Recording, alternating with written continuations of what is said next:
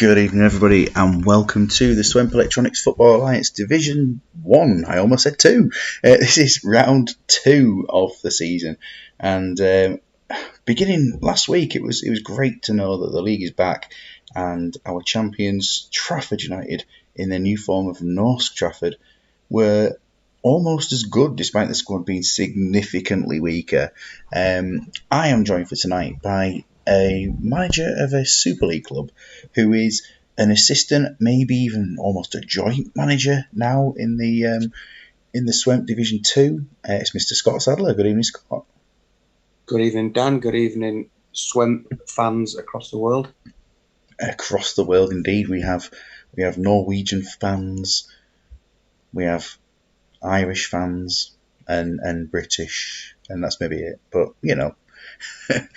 So, and of course, if we include things there, I suppose we should mention Northern Ireland. It's not part of Britain, but it's not part of the Republic of Ireland. So let's mention that, because of course we've got the legend Champman NI of Big Noopy in as well. Anyway, let's have a look to last time. There's nobody joined us yet. Come on, people, come on, join. Although you would have heard that. It's a great set of results last time. Looking at that, we've got Imaginary Madrid, team from last season, beaten by Norsk Trafford. Scott, before going into these teams, how much do you know about this division and some of the teams? If I'm honest, not a great deal. I got involved a little bit with Tater Badgers last season. Stood in from a couple of times. We bounced a few ideas off each other, and then going into this season, Tater asked me if I would like to co-manage. So I think that is my thoughts. And so yeah, that's where I'm at in terms of my Swemp experience. In terms of First Division, my understanding is it's all the boring people with all the best players. But apart from that, I don't have a great deal of knowledge apart from a couple of the guys in terms of who they're managing.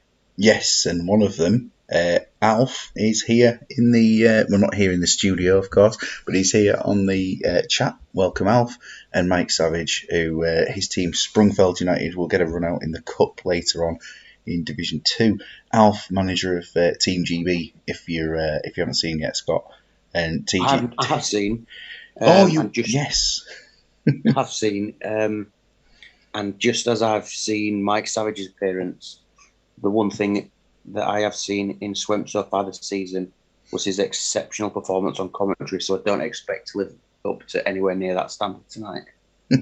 We have had some good commentators so far. Big Noopy's here, Andrew Allen, welcome. Manager of Allenson FC, unsurprisingly there. The concept is a good concept, that one. You might appreciate that the time that's gone into making that team. And other results last time, I know they got beat 3-0 and sat second bottom of the table, of course.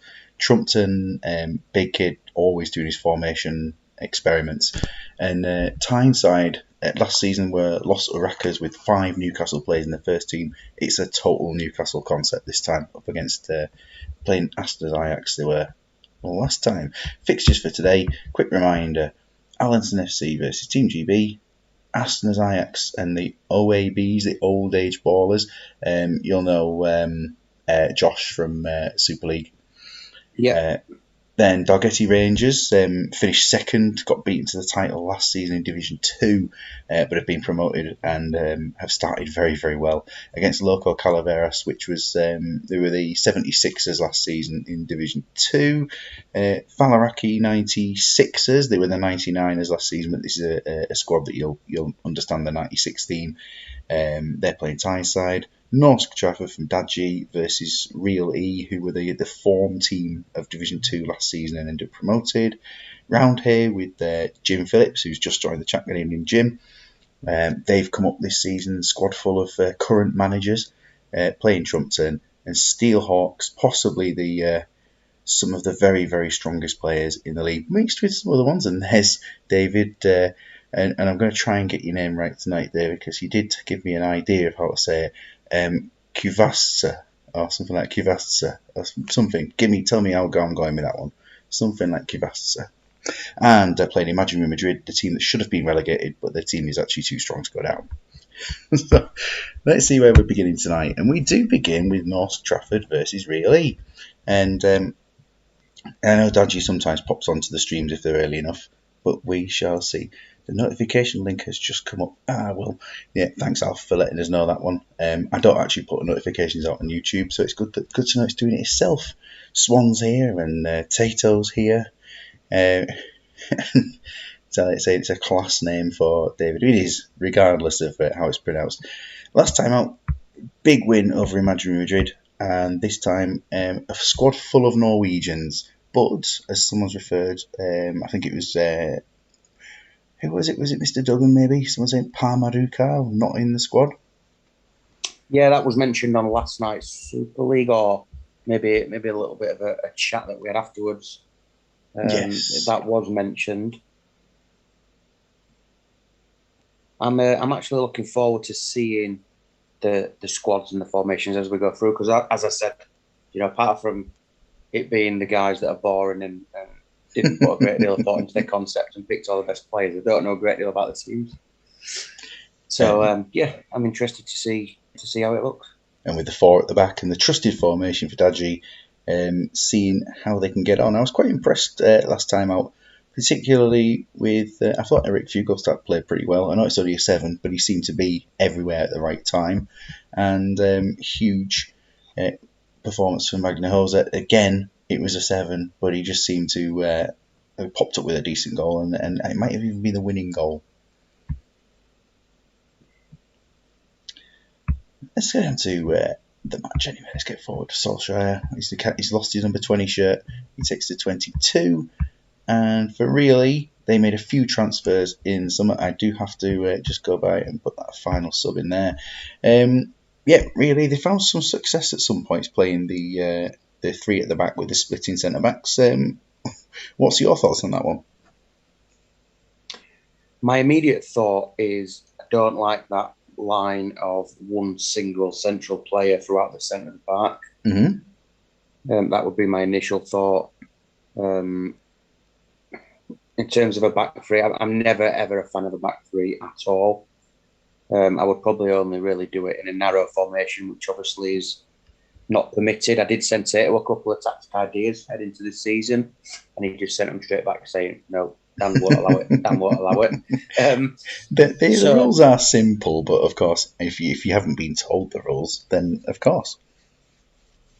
Yeah, and then obviously it's on paper it's a really strong 11, some really good players, some of the very best players on the game. But I think just based on the 2 lineups and who's the manager really? So this is Matt Lucas, who a Bristolian or someone certainly around that area, who has done a couple of commentaries last season as well. Okay. So up against Daji. I think it'll be a tight game, not because the sides are evenly matched, but I think the Trafford system will make them competitive.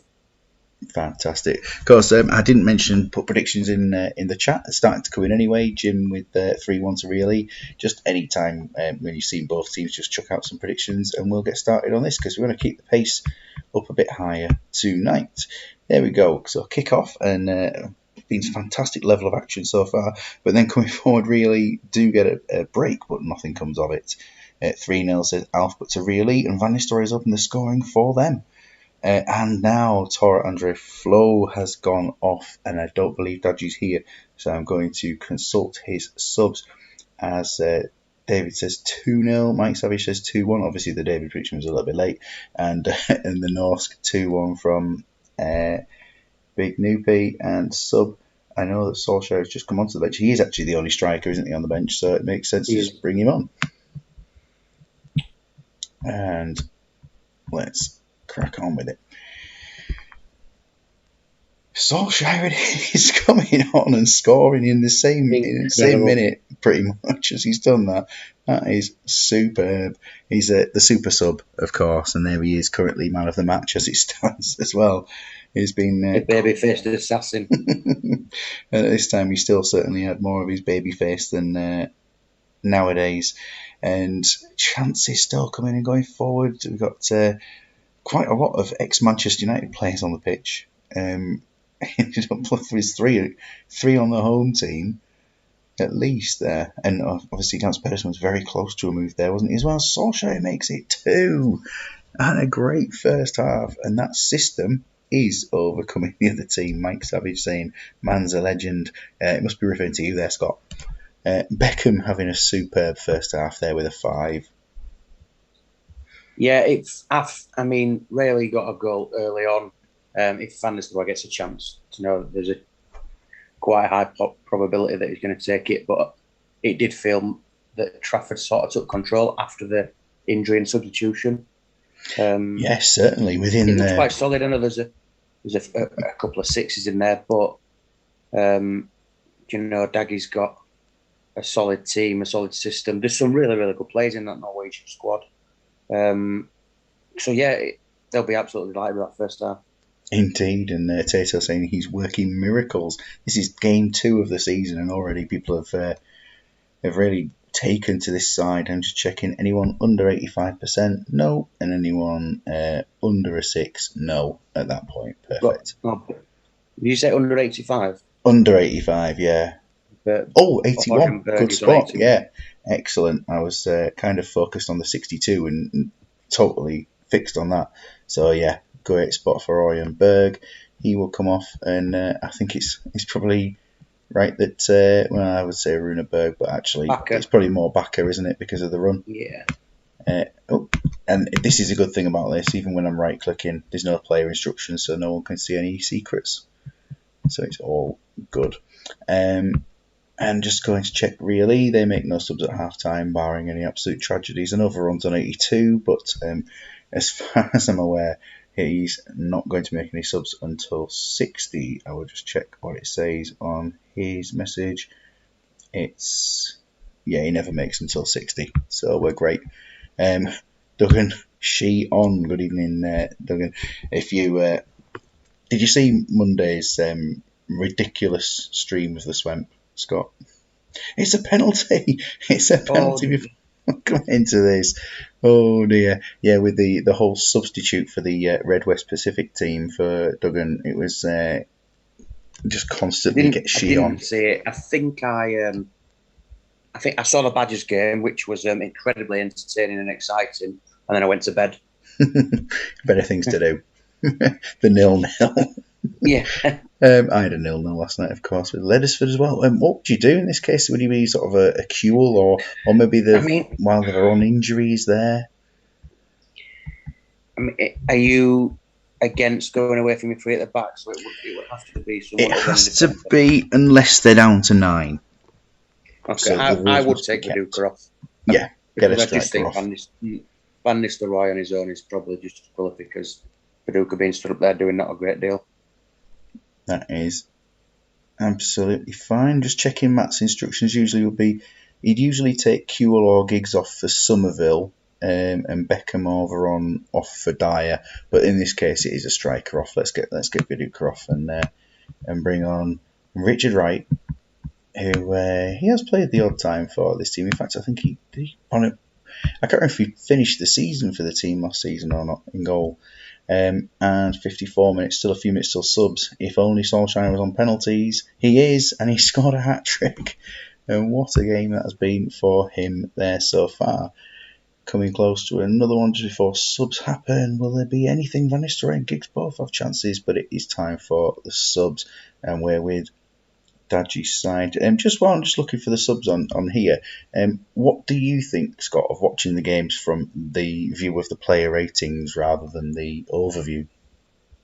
I've been asking myself that question the last few times that I've actually caught the Swemp. It's just different, so I'm not against it. I just now associate it with Swemp.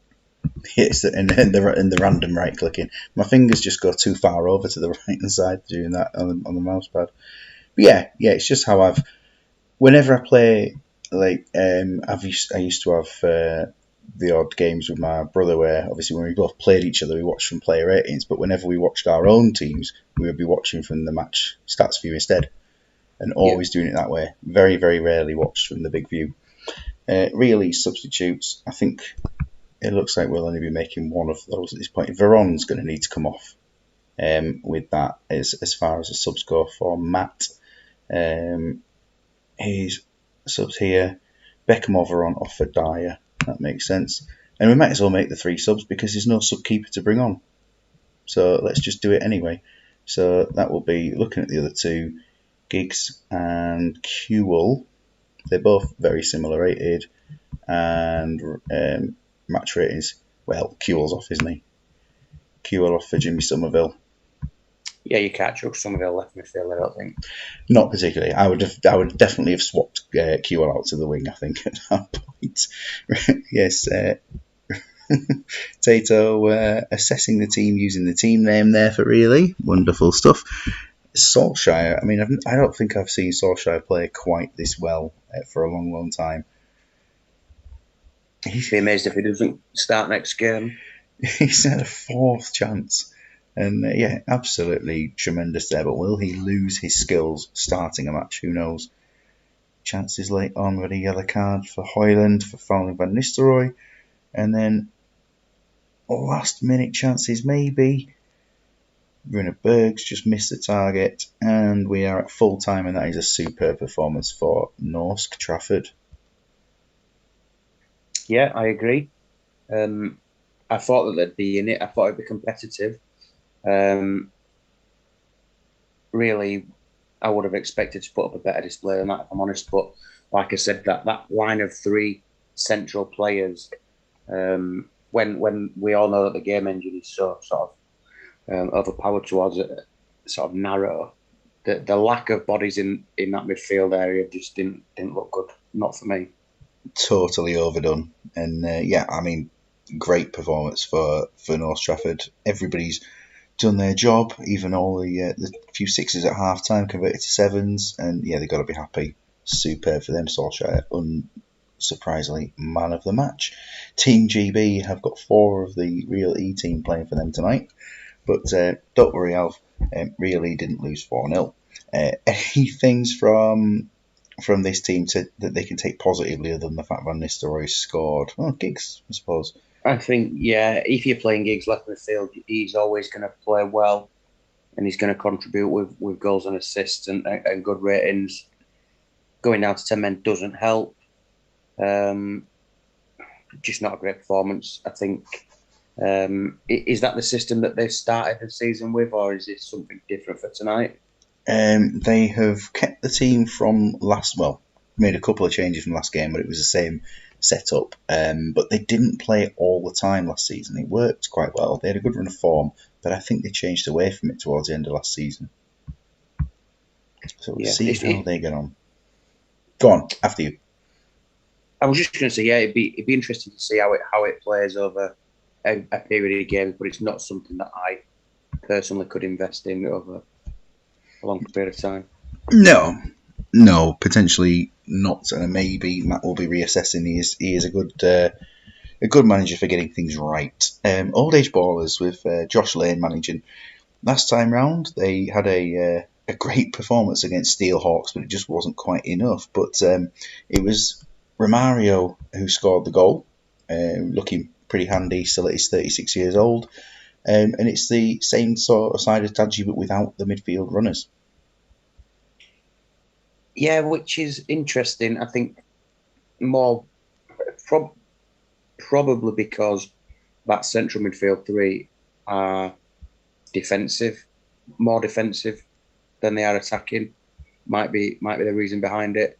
Are they going to get enough players forward to support Romario and Batistuta, who, let's be honest, they're not going to run all day at their age? Yes. But it's obviously a very strong side. The question mark is always going to be with these, whether they can last 90 minutes, I guess. You look at some of those players that are still performing in the Super League 3 seasons down the line. Oliver Kahn's only just been dropped from the Dragons side. Cafu's still first name on the team. Lizarazu as well. Desai, probably one of the best players in the Super League so far this season. So, don't have any issue with that at all. And Tato saying that he hopes anyone who plays 4 at the back loses tonight. So let's see if they play each other. Alf will actually escape that rule there, Tato, for tonight. who will escape that rule. They're playing Astena's Ajax, who you probably not going to be surprised to know where the players come from. So looking at the team, last time round they were beaten 2-1 by Tyneside, but today they're hitting us with that team there. Same as last time, by the way. Yeah, I like the concepts, actually.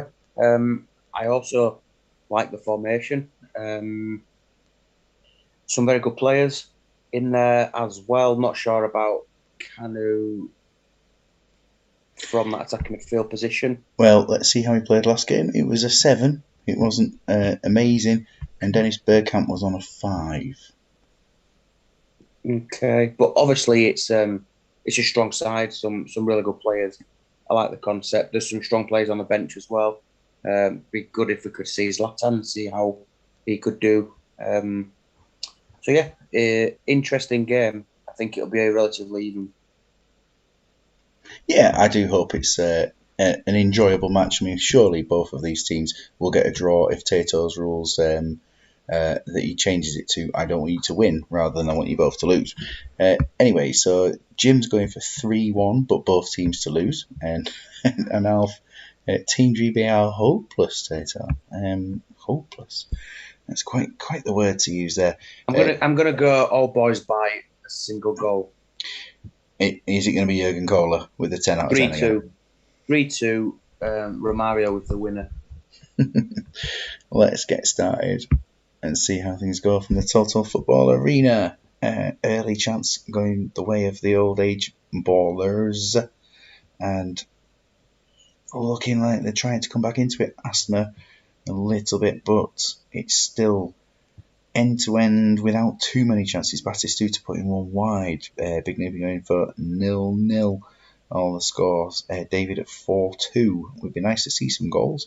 We're 25 minutes in without either goalkeeper really being tested. Van der Sar, he's up to an 8 somehow. Kluivert's had a chance to Seedorf as well. He's been scrambled away. Coming up to the 35-minute mark of the match. Will there be an opener? Batistuta's been very, very wasteful today. And in towards half time, Van der Vaart the only yellow card so far, and we reach the break any time. But it's a goal just before. I was about to say we reached the break at 0-0, and Seedorf it is. Thank you for opening and scoring there, Clarence. Yeah, do you know what? I was just about to say that it didn't feel like there was a great deal of chances created. No. Obviously, that would suggest the other. A lot of kind of half things and a lot of wasted ones, but actually it doesn't appear like that at all. No. Seedorf, it felt even. It felt even, but it felt like there was a lot of, loss of possession. Maybe, I would expect to see reaction zones in the midfield. Let's have a quick scan on that for you.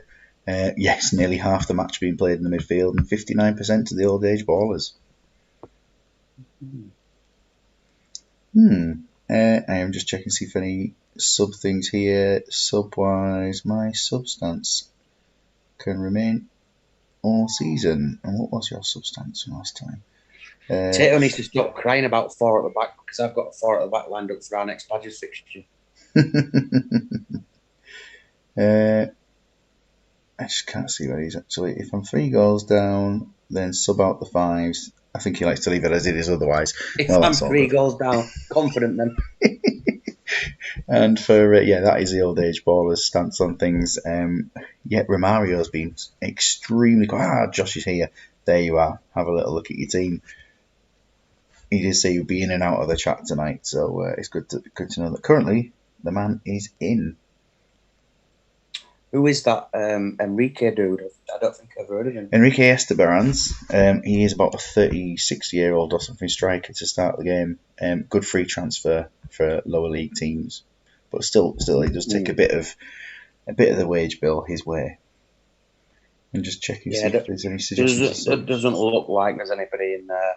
I would maybe drop Enrique into one of that midfield 3 position, but Josh is going to go as is until 60. So. Yeah, and I think that Asna will do the same, and Yakubu will probably be the man to come off about 60 minutes. If he comes in the stream of course himself, he'll be much more in control, but we will just remove Yakubu, I think, at this time. Chances coming in. And it was Van der Vaart coming quite close to scoring. A Cliver, Bergkamp with a chance as well, but nothing coming of that one. And it's cleared away, but they come forward again one more time. Bergkamp, who's playing much better this game. The subs are just being held off for a while. And there we go, with Davids taking a yellow card. So Van der Vaart, the one who's not playing particularly well, but we will be removing. And again, apologies for all these clicking. I'm just moving my hand over. And Yakubu, right back, Mario Melchiot territory, isn't it? Yeah, for sure. Yeah. What's your stance on Melchiot? I would suggest that Melchiot is better than Yakubu for season 1. Yes, I would probably agree with that. Yeah, Yakubu is a great player for the future. Sadly lost to the world, of course, but he's a decent player on this game. Certainly, Arsenal are winning. They won't make any other changes. Josh, I should have gone to you first, as soon as you're there. You've got Ince on 79, and a couple of others who are down. Ince isn't injured. Romario probably isn't injured. Nope. And Simeone on his 8 is with a knee injury there at the moment. Let us know what you would do. What would you do to change it? Then you'd be. I mean, I don't think you can take the strikers off. I'd probably be mixing up a couple of them midfielders. Ince off for Enrique, maybe even Effenberg for Simeone, just to go a little bit more attacking. It would have been something about attacking. Maybe even putting one of those midfielders into an attacking position or something. But Romario for Esteberans, and I'll give it 10 seconds just in case he's typing a second sub out. Otherwise, we will head into the rest of this. Gazaron. David is hopeful there as to what Paul Gascoigne could bring to any team. Enrique for Bosvelt, so it was worth doing that. And Luis Enrique on for Bosvelt, and to swap him with Simeone. Yep, that's right, isn't it? Yep, looks right to me. Well, let's go for that. If he does call another sub, I'll just stop it quickly. But we are 25 minutes from the end of the game. Luis Enrique looking lively as soon as he's come on. Chance Van der Sar on a 9 is, I don't know, it's quite rare to see him play so well sometimes. Look, we're now 10 minutes away, just over, still 1-0. And yeah, it's been a fairly decent match for a small goal tally, but I would say there's some work to be done for the OABs if they're going to make sure that they finish in this top few in the table. And while you just have a quick look at the stats, I'm going to read what Duggan has written.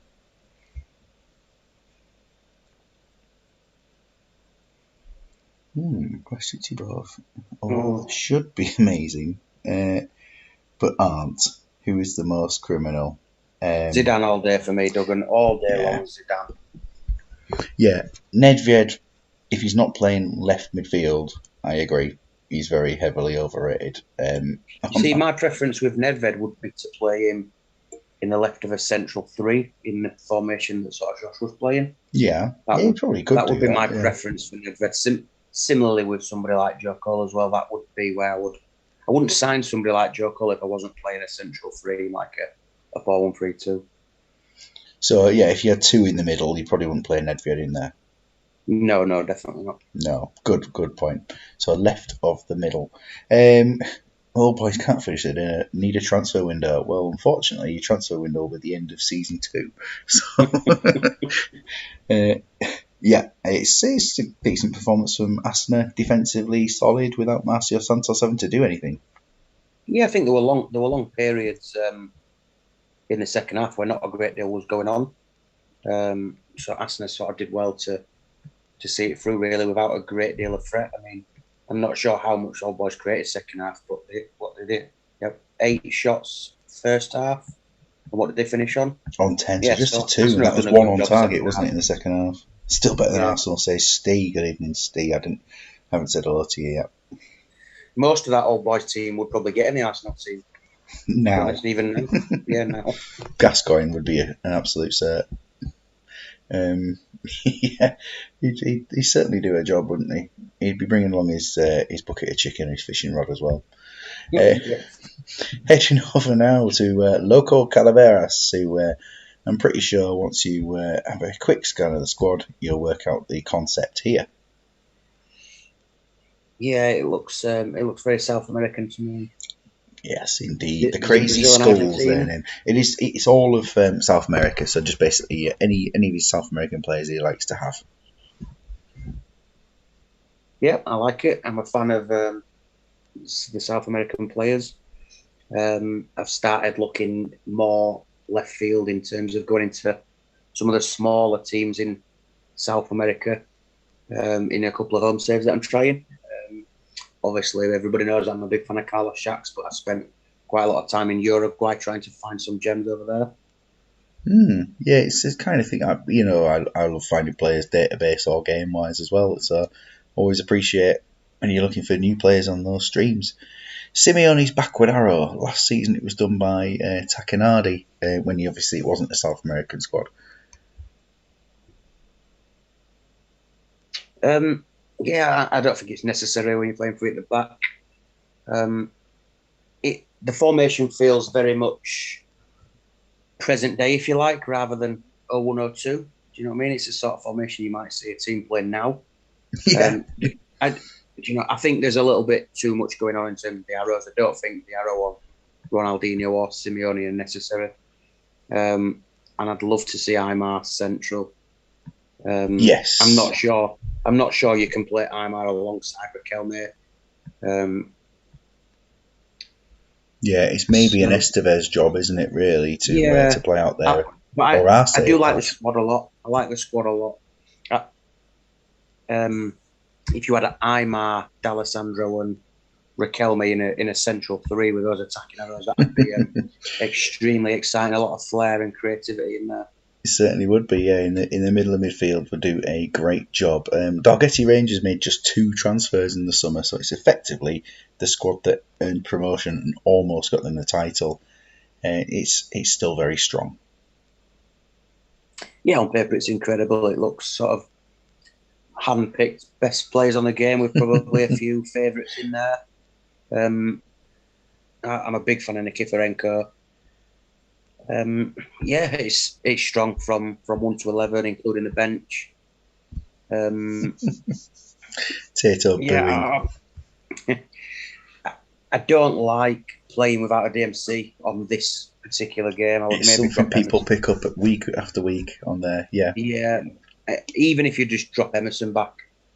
But it'd be interesting to see how it goes, especially with the sort of attacking four up that against Loco the have got. no defensive mid. Yeah, that is going to be very, very interesting there. Intriguing.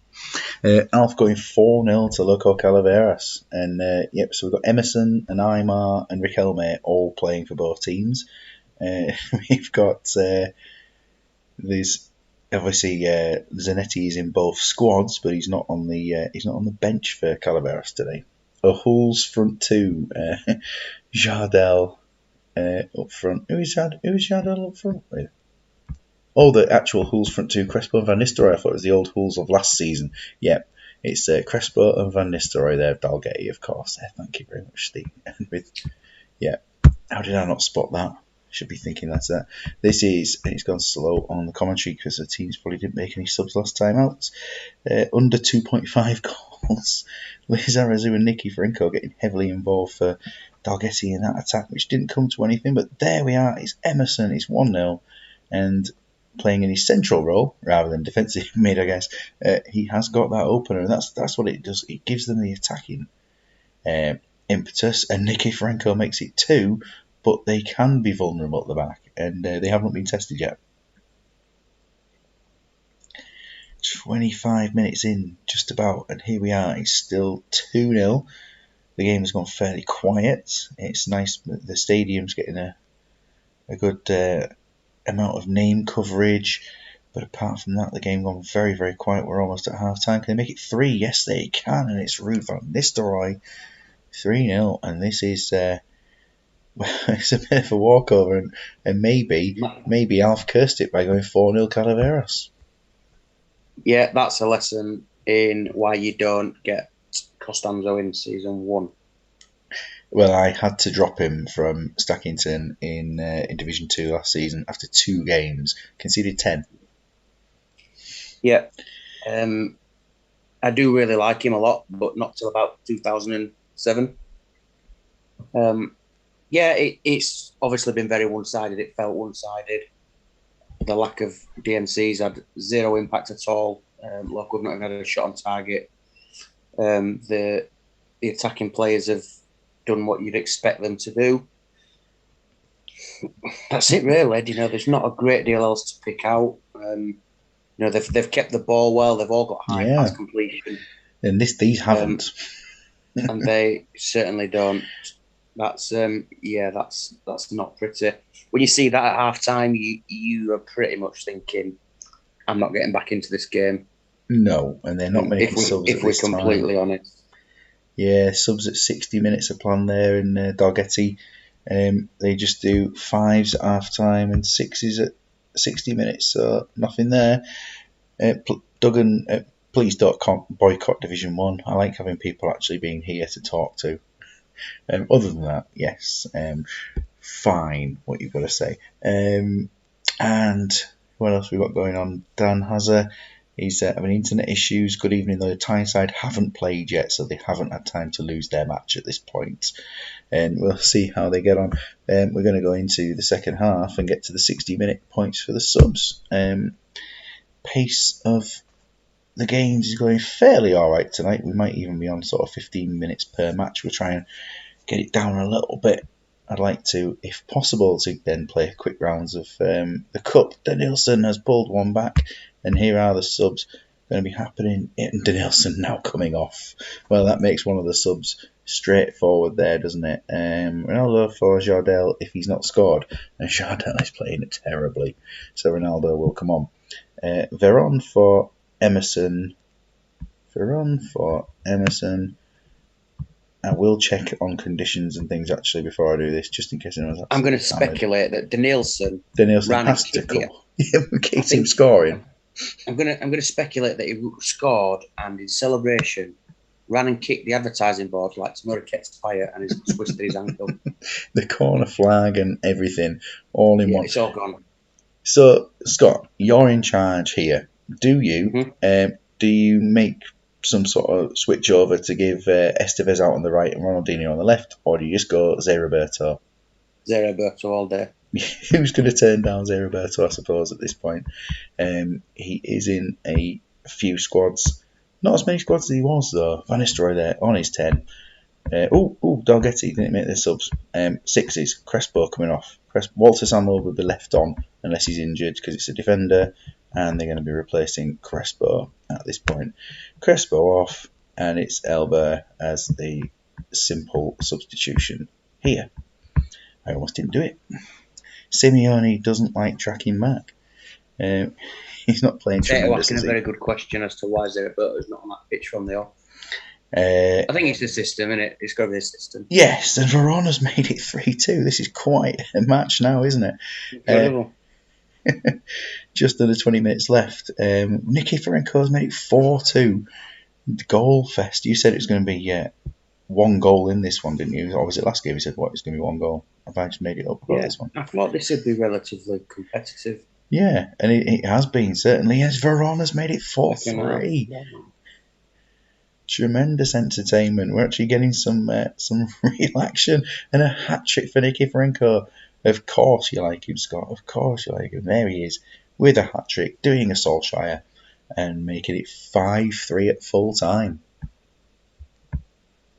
Very entertaining game. 26 chances. It was incredibly one-sided first half. And then that didn't happen in the second. And the second half just went bang. I think the changes will have probably had an impact on that. Costanzo's biscuit fingers probably didn't crumble as much. Tato's come out again with his 4 at the back, creates quality end-to-end games every match. Love it. Wonderful. Yes. I mean, there's a fair few man of the match choices here. Look at that for Van Nistelrooy, a hat-trick of assists. Yeah, I don't think You can ask much more from your forward players, really. No, Crespo, an absolute passenger in that game, and Yeah, Steve reporting apart it from early Crespo. on. Yeah, for me, Crespo doesn't do it in the game. I've never managed to get it unless I he's on the agree. computer team. He will not do it. That's just what I've got to say. And then he's going Don't to tell score Jens though, against. he gets very defensive. I was going to say he will score for Wolves against me. I'm sure at some point now. But that should never make my views public. Yeah, it's been a good one. Costanza, you're absolutely right, a nightmare. And yeah, he's my absolute favourite goalkeeper in the game. If it's not first season, he's Yeah. just not ready. He's like a Penato who needs a first season to get going as well, and he's not a Taibi or a David Day who'll do it from day one. Roundhay Trumpton, the team full of managers for Roundhay, and Jim, who was on commentary last week, has gone for a 4-1-3-2, which he does not usually do. So this is something that he's gone into for this game. Is Solskjaer centre mid? And Lee Bowyer on the bench. Maybe it's just for bants. Is he playing a shit team? What's It's the sort of thing me and Tater would do, like, play keep up front. He's just gone for. I think he just wanted to play Solskjaer in the middle of midfield. Let's just check his options for the other positions there. Van Bommel could easily play, but he's gone for Bowyer on the bench. Certainly Trumpton, the opposition, are not a weak side, so it's an interesting thing.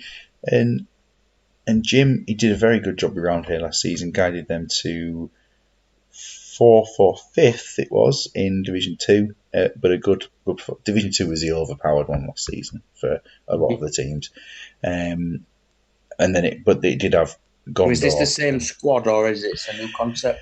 Totally new concept. This is last season it was kind of I think it was all Premier League based players and things, but this season we have got a team full of current managers of clubs and countries. Ah, right, okay. I like the concept. I'm not sure about a couple of the selections, but nice concept and a very solid formation. Yeah, and that can do wonders for a team, can't it? As it showed earlier on with North Trafford.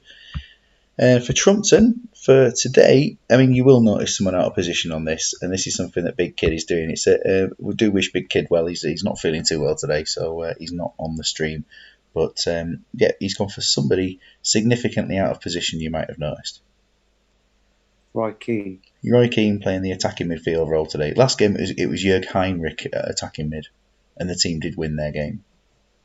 Right. So is that a concept or is it a? It's kind of an idea he's got. He's always experimenting with formations. He will never stop. Okay. Every game it's something different, but he wants to play somebody out of position and try them out each game.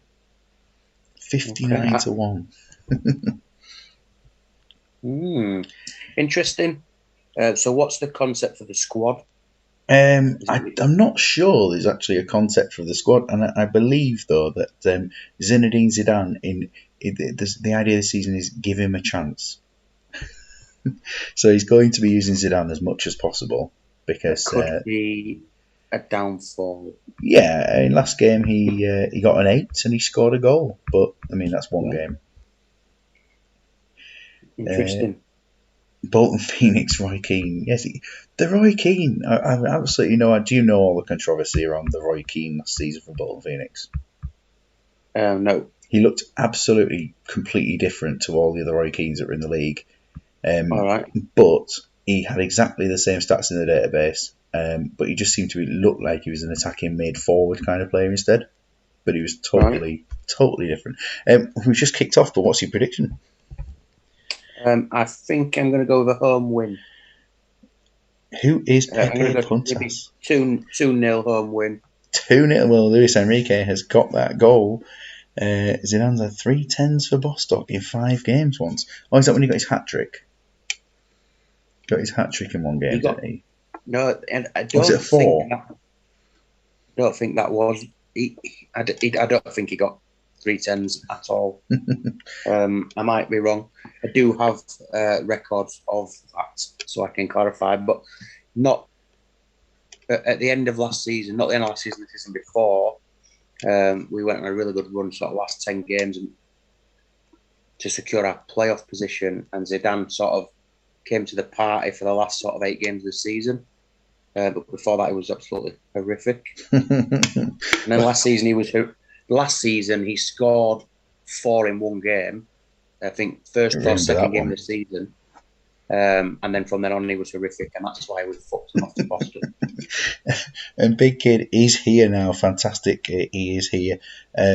Players he's not had before or never got a tune out of is the reason for this squad. And so it's an experimental kind of thing. And he is, as I did mention, Big Kid, I know you're here now. I was wishing you well. We'll go to your team first. I know Jim's here as well, but if Big Kid's on a flying visit, let's get him sorted. I imagine there'll probably be no swaps at half-time unless he thinks that Tomasz needs to come off at the back. We didn't look at the stats, did we? They're half shots on target for both teams, 2 apart. Not too bad. Yeah, again, another relatively even game in terms of chances. I mean, on paper, it doesn't look like they've played overly well, but they're still in the game. When you're only 1-0 down, you're still in it. And, the decisions you make now on 60 minutes, as we saw in the last game, can change a game. Yeah, 60 minutes. I wanted to introduce some second half subs. At one point I was thinking, do I do 2 lots? And I thought, no, nonsense. Got to get the 60-minute subs in, because that's when I would make my subs in a game. I would do mine more at 60 than I would at any other time again. Yeah, I don't make a great deal of subs full stop, to be honest. Generally, it would be on the scoreline rather than the time of the game. So if I was winning comfortably, I might bring some kids on. If I was getting hammered, I might change it up. But apart from that, I just run it through. Just run it through is not a bad suggestion, is it? There, Sotil has come on. Do you know much about Sotil? I know Loco have got them in the Division 2. I don't know a great deal about him at all. Is he an Italian centre back? Yes, yeah, Andrea Sotil. But like I say, is he from Brescia? No. Well, he's Udinese there, but I mean, he could easily have gone to Brescia for 0102. But I might be wrong. I might just be making that completely up. There are a few Brescia players going on. Kewell looks a bit tired. Yeah, 83. He's going to go 60. He's got a shin injury there, Jim. Let's just check that scene very, very quickly. I mean, they're doing a decent job. Vieira is just he's putting most of his tackles in. Luis Enrique, the top player, and Solskjaer very, very quiet in that role at the moment. Fifey, I haven't said hello yet. Good evening, Fifey. And evening, Fifey. And Jim. Yeah, that doesn't sound good for you, Jim. Sorry, for Big Kid. Sorry, doesn't sound good for. It couldn't sound good for Jim that Big Kid's ill. I mean, that would be a bit weird, wouldn't it? 10 minutes of subs, and it's probably good because then I can shut up. But it's, I don't know, Zidane coming forward, his 40th yellow card, and Penza it is that scored. Emil Penza with the goal to make it 2-1 all. But then it's Shevchenko getting the goal to put them in front. We will go to round here this time. That's a killer, potentially. Be interested to see how that trumps an equaliser came about, because when they scored, nearly all the team went up by a rating, so I don't know if it was some sort of magnificent team goal. Superb team goal, or just the fact that they're not losing anymore. Yeah, we'll have a little look at the report and see if anything happens there. Roy Keane double in a Junton Vice squad comeback would be wonderful to see, just the randomness of that. So Q at 79, you know that he's carrying a knock. I've shown you your players there, and we'll go over to Trumpton to do the same. Zidane, he is on a 6. Klomper is on a 6 as well. But as it is, that's what you got. I'll give you a couple of seconds on that screen and head back over to Jim's subs. It's Q off for Bowyer. And with that, switching round with Solskjaer, or as Barry Davies would always call him, Solskjaer, which is probably better actually, probably closer. A good spot, Scott. That's why they pay you the big bucks. Yeah, I mean, we've paid you more than any other commentator. I mean, usually we go for 3 or 4 figures, but I mean, you demanded 6. What can I say? I suppose you get what you pay for, though, don't you? Absolutely right. Yeah, that's it. Pepe Puntas is coming on there. He is coming on Who's for. he? Who the fuck is that guy? Well, he was recommended for the Gondor squad, but Gondor went for a totally unique squad, so I did have to take him out of that because I don't know if you know Swan didn't have his computer available and needed to pick a new team, so he left it to the community. Oh, I do remember that. Yeah, So great Puntas might have idea. been in two squads. Puntas is coming on for Beckham and put him up front. Push him up alongside Keane, not up front. There we are. So I'll just switch that over then. I imagine you probably. Do you still want the arrows, big kid? That would be something there. Do you want the arrows? Looks quite interesting. Unless he actually wanted to go for. Where was Puntas? Was he in the middle? No, it was on the right. He was on the right. Yeah. Does he want to do that? Because knowing him, Seedorf on for Parlour, if no injuries. There are no injuries there unless Zidane's carrying one. No. He just plays like he's always carrying an injury. Seedorf for Parlour. And still could happen. Alf, you owe me 50 quid. Or was it his Southgate? There's all sorts of random stuff going on in the chat. It's such a strange place full of strange people, and that's why I've got to love it. I'm just waiting for Big Kid to just confirm. All good. Yeah, there we are. Brilliant. And we did make the subs there, but did Jim make his sub on there for round here? I can't remember what he's done. Oh yeah, he did. Yeah, of course. Oh yeah. Absolutely miles away. When you read the chat, you look at all the subs, and the pressure's on to get things right, isn't it? As a host, 20 minutes left, and the chances are still going round Hayes' way. But I mean, these two teams they were close last season. I think Roundhay must have finished fifth because I think Trumpton were fourth actually last season. It was a quality season for those two teams. Roy Keane has been yellow carded. The experiment of playing further forward hasn't paid dividends today, but it was a decent game, and it was 1-1. It was 2-1, and Shevchenko man of the match with a 10 and only one shot to separate the two sides. Obviously, it's not the one that scored, but there we are. Yeah, another entertaining game, another relatively even game on the balance of things. I think looking at the team, the player stats, Roundhay look like they've put a bit of a better shifting in terms of ratings. And every player 7 and above, yeah, nobody shaking. So that's been solid. Shevchenko's obviously had a great game, which helps. Solskjaer didn't get the hat-trick that Alf predicted. Yeah, that's not good, is it? And they'll be delighted to go away with 6 dribbles Shevchenko and 8 dribbles from Luis Enrique. So that's a lot of running with the ball. It is. Yeah, you're absolutely right. I'd be delighted to go away with that. But I mean, Trumpton can still take some credit, some heart from the game. Yeah, they will. Obviously, they've done a little bit of experimenting with the sort of asymmetric formation and playing Keane further forward, which doesn't look like it's really paid off. You know, he's only made 3 out of his 12 tackles, which is rare to see, and you'd think if he was maybe a little bit deeper doing the role that he would normally do, that might be a little bit higher. You've got players like Seedorf and Crespo on the bench who could offer a little bit more going forward, but I like the fact that people are trying something different, and that's what I sort of associate with Swemp. It's something different. Big Kid, thank you very much for watching. And Mr. Trumpton, as Steve calls him. Steve has made the reference there to with saying, imagine Enrique dribbles with a massive arrow from sweeper. That is the Quinton tactic of 97-98 with his Barcelona team that went down to 10 men. Luis Enrique running from sweeper to striker, and it turned the game around. So that's the team, and that's the reason why I always had that massive Ibrahim Said arrow from defensive mid. That was clearly a waste of time, but it did get him a lot of goals. Next game, Steel Hawks versus Imaginary Madrid. And Steelhawks, a very, very strong squad that they've got, really strong squad, but they don't always play those strongest players. And this time around, after beating the OABs by 2-1, they go with this team, which I suppose, if you look at the defence and you look at the striker, strong, but the midfield for different, isn't it?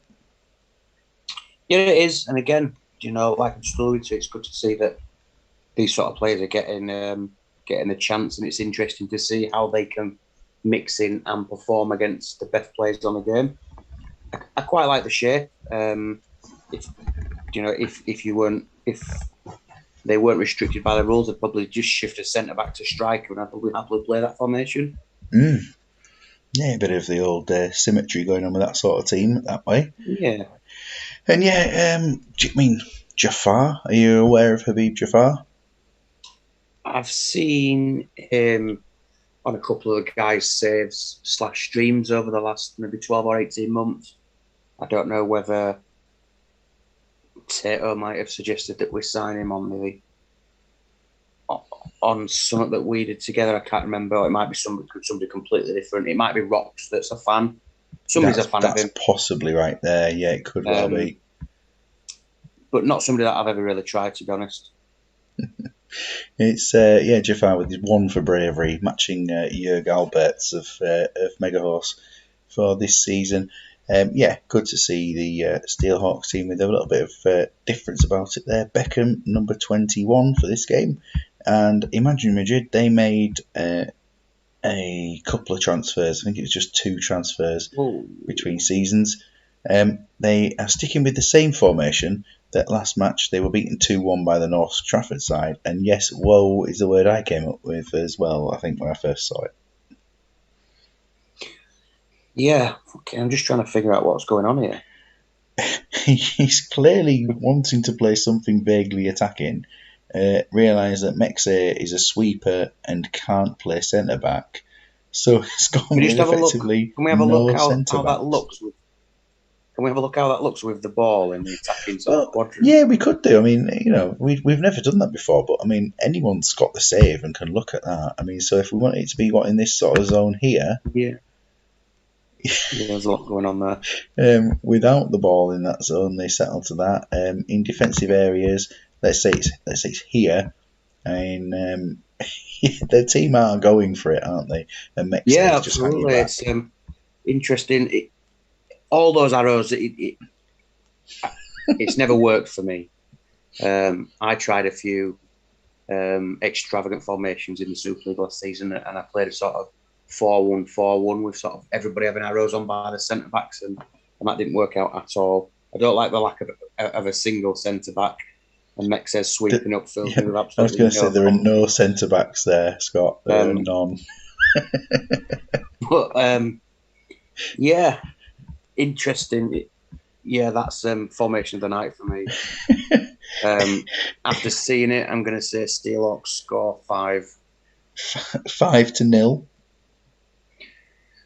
Yeah, I would think so. Aston Square. There we are. Good evening. Welcome. And Van der Sar with a great performance for him to say he's not the most agile goalkeeper in this, is he? But 3 points underway for your season. Superb for you there. Let's kick off this one, which, I mean, could be very interesting indeed. The commentary's gone slow on there, so let's see what happens when it's sped up. Imagine Madrid with the first ones to come forward. They went for it early on, but I think now they might get pinned back a little bit, will they? Yeah, not only do they not have a centre back, but they've also got Carlo Curicini in goal, which is a concern. And to be honest, I think they've done incredibly well to be level after 20 minutes. 15 minutes in, they were there at 0-0. Do defensive arrows go back as far as the bylines? Do they? Good question. I can have a look and see where get to. But Zubov, it's gone off. David's in the chat. I'll give him 30 seconds before bringing Lee Boyer on automatically. But Beckham on automatically for the right hand side of the field. But let's see what he thinks. I mean, would you go for anybody different? Anybody but Beckham for me. So He Boyer has or put him Mendy. onto his bench today, and I'm thinking that's I very well. would personally put Dyer out right wide and put Boyer in the middle. Well, there we go. We've got so Barsom to swap and Cole on for Zuwov. That sounds like quite a sensible swap there. I've never played Barsom out on the right wing though, but yeah, let's see how he gets on. Lots of people making suggestions. Barsom, And that's the intriguing thing with the things like Swemp and Super League. You've got all these different teams and managers involved, and it's very unlikely that two people would do the same thing.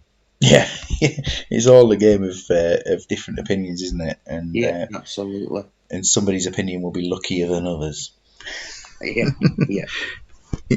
For all the skill and things, sometimes you can just get very, very lucky, and other times you can be absolutely destroyed by the game. But that's why we keep playing it. So half time, Beckham must be tired. He's played in every game. He has been heavily involved tonight, David Beckham. Yeah, he's probably best sitting on the bench. Well, we were absolutely enthralled with the amount of chances in that first half that really tested the goalkeepers. Performance of the night from Imagine Madrid, given their tactics. It's incredible to look at. They're obviously trying to get a lot of players forward. I really feared for them defensively, but they've done a really good job. They have. I'm going to pop it straight over to David's team, see if he wants to make any changes at this point. But come on, Dave, sort it out, because this might be the worst performance in champ history if you don't win this match. Well, there was almost what team was it? Was it Trafford United with Dudgy's title-winning team that only just beat the Flamingos last season, who were the worst team we've ever seen. David got sticking as it is, and Matt always says no plans as far as sub goes. So if they get 70 or below, I just bring them off at that point. Second half gets going, and here we go. It's a penalty, and it's Jaffa scoring. Floodgates could open now. Scoring the penalty. I don't think he's been set to penalties, but there he is, taking and scoring the opener for this game. And we're going to the subs, and yeah, brilliant. Habib to the rescue. He's on 84%. He is potentially injured with his shin, whereas Alan Shearer, it's also his shin. Yes. So how often do these potential injuries turn into actual injuries? Not massively, but I think that as the players decline in fitness, that's where I have my concerns. I know that in Super League, if I have anyone injured at half time, I'm very, very likely to take them off if they've dropped below about 86, 87%. That's just my opinion, which is, again, an opinion. What's Tato waffling about? I played a relatively similar formation as this in Super League against you. And then waffle. What did you win? I mean, who cares how many shots you had? I'm assuming that must be Palacios. Yeah, Palacios to swap with Jaffa. Take him off for Bowyer. That'll be it there. Yeah. I'd say I would have gone for Palacios from that. Yeah, it's a nice little change there. And we will go to... Yeah, it's his Hawk formation, isn't it? It's his Hawk formation, that's what he's doing. And for Imagine Madrid, do they have anybody crippled? No, they will continue. Okay. And what do you think? Do you think David's done? David done. Do you think he's finished? Yes. Yeah. If he does call anything else, I'll stop it. Be quick. They're looking for chances. Barsom has hit the post. 25 minutes left. Imagine Madrid token touch in the other box, but they haven't done much since. Cudicini on his yellow card, of course, for giving away the penalty. And if they are going to win by just a penalty, it's not as convincing as it could have been. But will they do? What a formation from Madrid National Square is. Yes, just as either impressed or shocked, and it's Jordi Oh Cruyff. my God, they've Jordi Cruyff. equalised! Jordi Cruyff with an equaliser so close to the end of the game. Absolute scenes. And there he is popping up. And if it's not a header from him, then that Love will it. possibly be a first. 1-0. Guricini, man of the match. Smirty with a superb performance there with a 5. Who would have him in their Super League squad?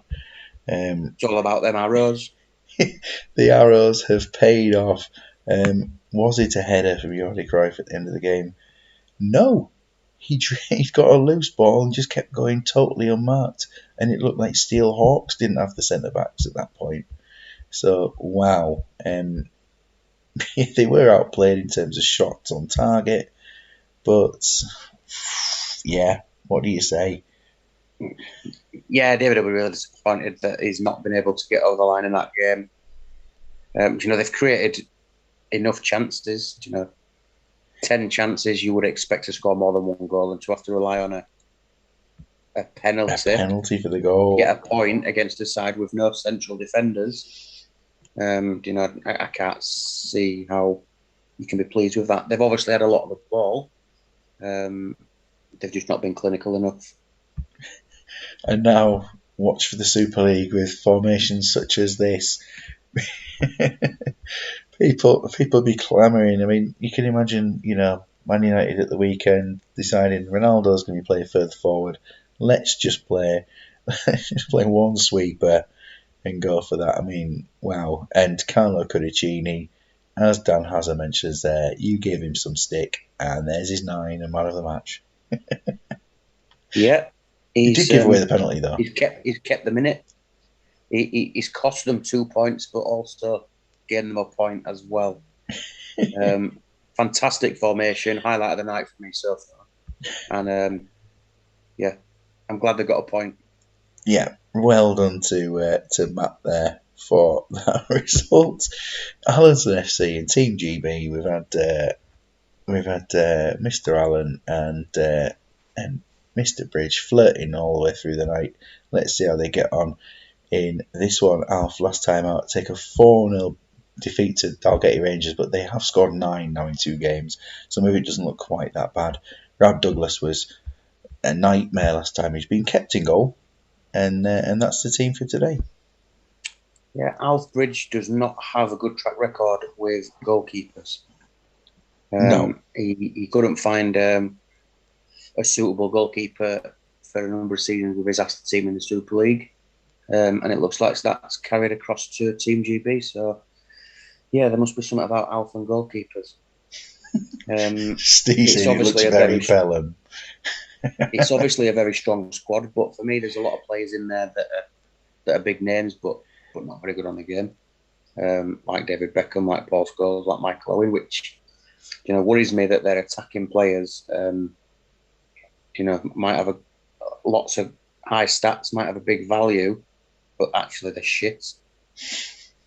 So that worries me a little bit for Alf. Worrying a little bit. If you take the goalkeepers out of the outfield 16, there is one non-English player in the Team GB. So definitely keeping it between all of the nations there. But yeah, Douglas and Carroll getting the goalkeeper nods there. Interesting lineup. He likes the wide men of Dyer and that guy who shouldn't be named.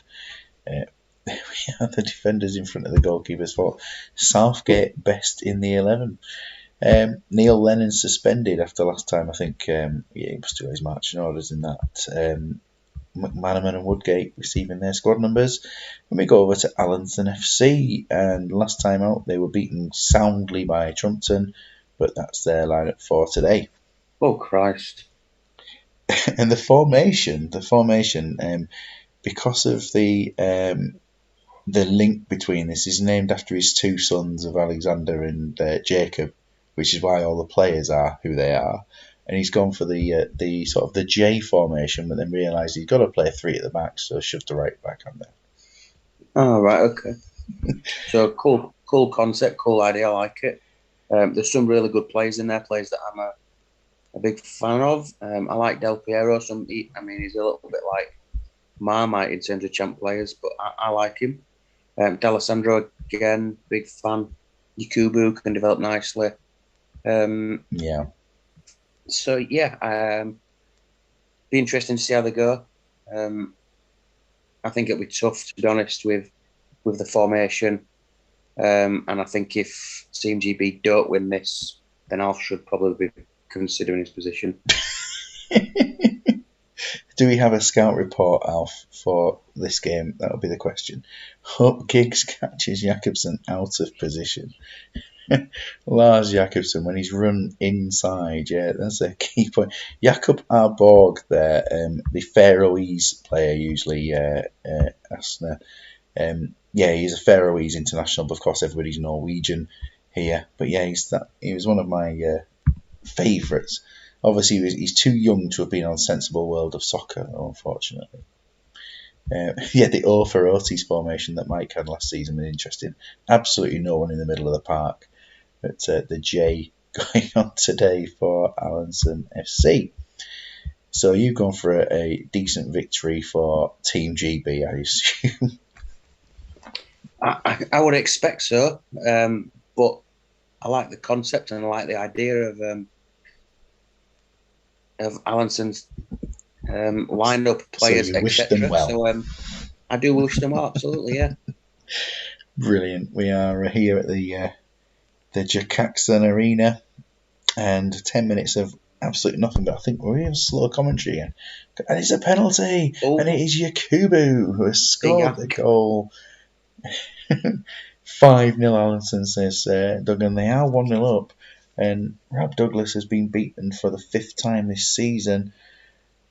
Definitely, probably didn't expect the lead to be taken by the home side, which sounds odd, doesn't it? But they're coming under a bit more pressure, but they're holding out, and the goalkeeper is doing a decent job there, isn't he? Douglas not doing quite so well, but he's barely faced any shots, to be honest. Feed the yak, and he will score half-time. One shot they've got, and he's gone in. Yeah, brilliant. Really pleased for them. That's the sort of thing that you want to see in Swemp, all the innovation and the cool ideas that the guys come up with. Team GB will be really disappointed, but when your lone striker is Michael Owen, you're going to find goals hard to come by. Yes, I mean, I find he gets more annoyed than anything else. He's one of those players who will quietly get annoyed rather than be shouting like an Elka. Yakubu has a foot injury. Mr. Allen is just swatted that penalty in about 125 miles an hour. That's why. Is that all? He's only got yeah. So that's what the situation is there. And for Team GB, looking at you've got 2 wide players there. You've got Giggs and Dyer. Alf, if you need a special advisor, Alf, just slide into my DMs. That is an offer. Surely he's not going to refuse that one. Can't refuse.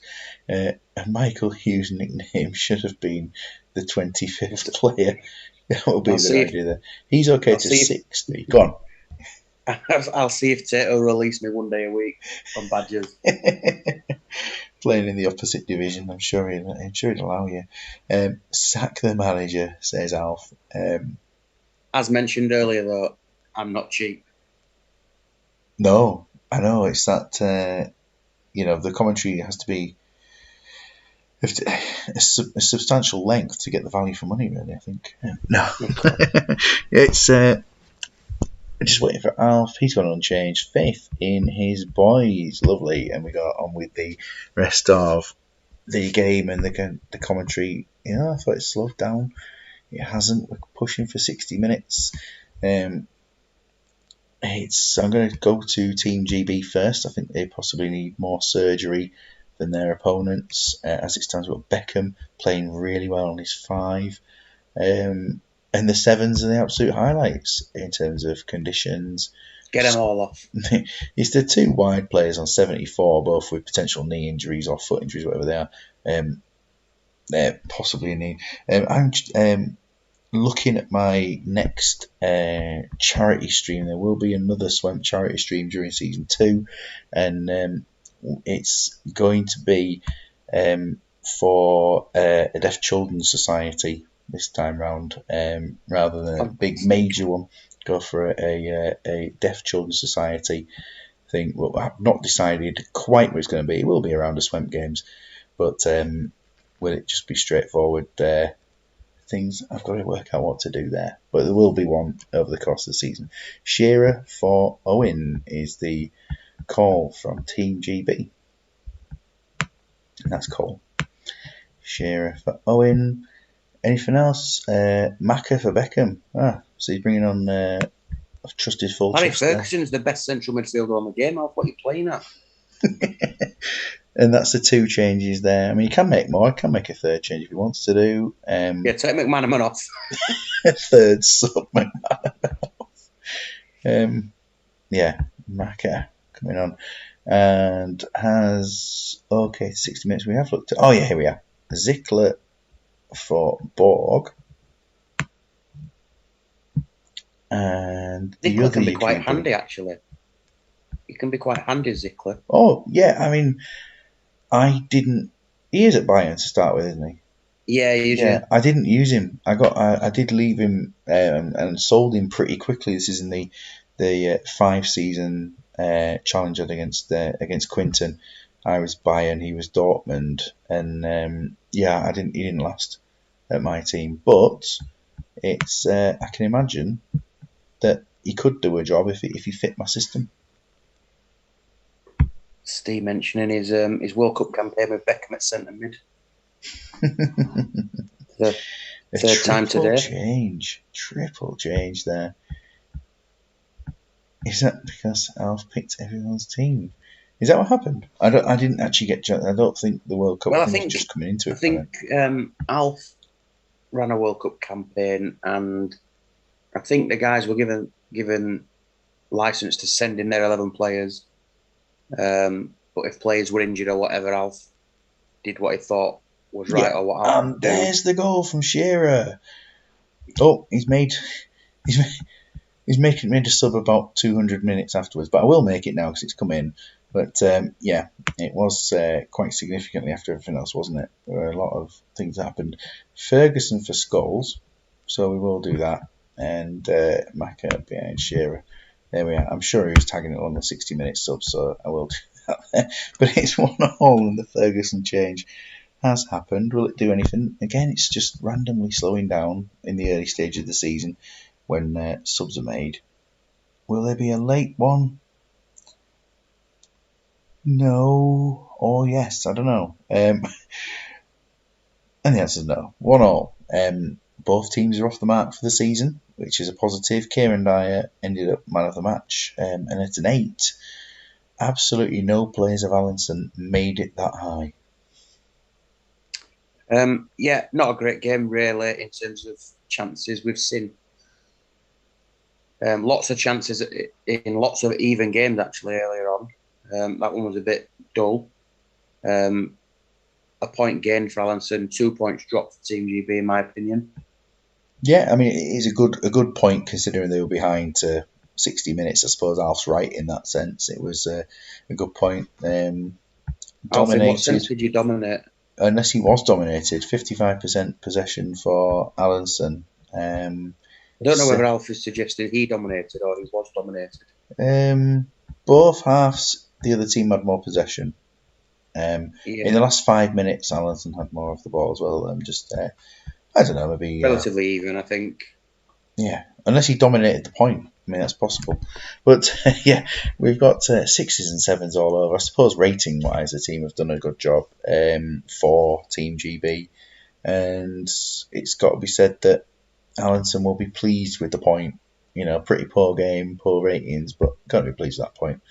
And Sol Campbell putting in some challenges, Beckham playing awfully.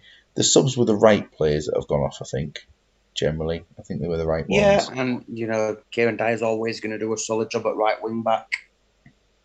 I didn't expect anything from the 3 players that were subbed. So I can't really argue with the fact that they were brought off. Dan Hazard's picked it. Throw-ins 14-11. Oh, that's it then. Superb. And yeah, good game. We've got some points. Is that the last one coming up? Yeah. Hey, we're doing pretty well on time. I know that the stream will be extended by a Division 2 cut, but that's only if people want to stick around for that, and it won't be full of big things. Faliraki Tyneside. So this has become the last on the card. Will it be a 0-0 or will it be saved the best for last? The Faliraki side lost 1-0 to local Calaveras last time, and this time round make a couple of changes to their squad. Yeah, I like the concepts. Absolutely loved Euro '96. I was about 10 years old. You're such Great a memories. Yeah, such a young'un. Again, there's a lot of arrows going on. They're going to have a lot of players in that attacking third when they've got the ball and they're going forward. So there's the risk that they get counter-attacked, I think. But yeah, good concept. Not the best team on paper that we've seen tonight. Yeah. Yeah, it is a good squad, and can you work out the players, the 4 players in the squad that weren't in the Euro '96 squad? I can try my best. I'm going to go with Steve Howie stands out. Steve Howe was number 12, I believe, in the squad. Was he? Yeah, I didn't realise at all. Maybe Jamie Redknapp was a little young. I think he was. Do you know what? I can't even remember. I think Jason Wilcox was added. Dennis Wise would have been added to the squad. Yeah. It's because and who's the one player in the Euro '96 squad that isn't in that team? Oh crikey!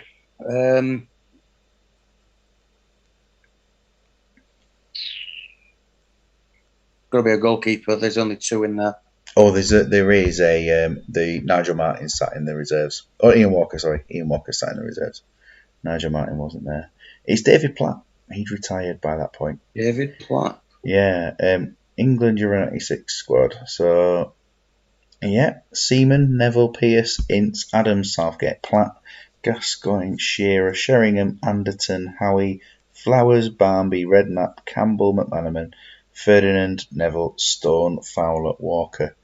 So looking into that, we've got people being picked out there of Wilcox, Lettice, and then those are the ones that we've just keep back. Dennis Wise and one more. I can't remember who it is. Anyway, let's get the game played. Squad numbers going in there. He didn't ask for the actual official Euro '96 squad numbers, so I didn't pick.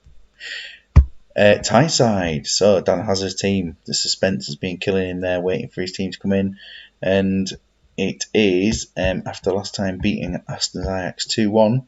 This the same setup as last game, just the one change being made in that Didi Hamann has come into midfield. I quite like Didi Hamann. I think for a season or 2 he's relatively solid. I would probably switch Bowyer and Dyer, personal preference. I like it. I like Viduka as a lone striker. It's a relatively solid team. Some decent, again, not the best team that you're going to see in the division, but against the team that he's coming up against, it should be competitive. And your views on Shaka Hislop as a keeper? Absolutely atrocious on the game. Horrific. Surprised to see he got an 8 last time out. I would have given in, but I am here to be proved wrong.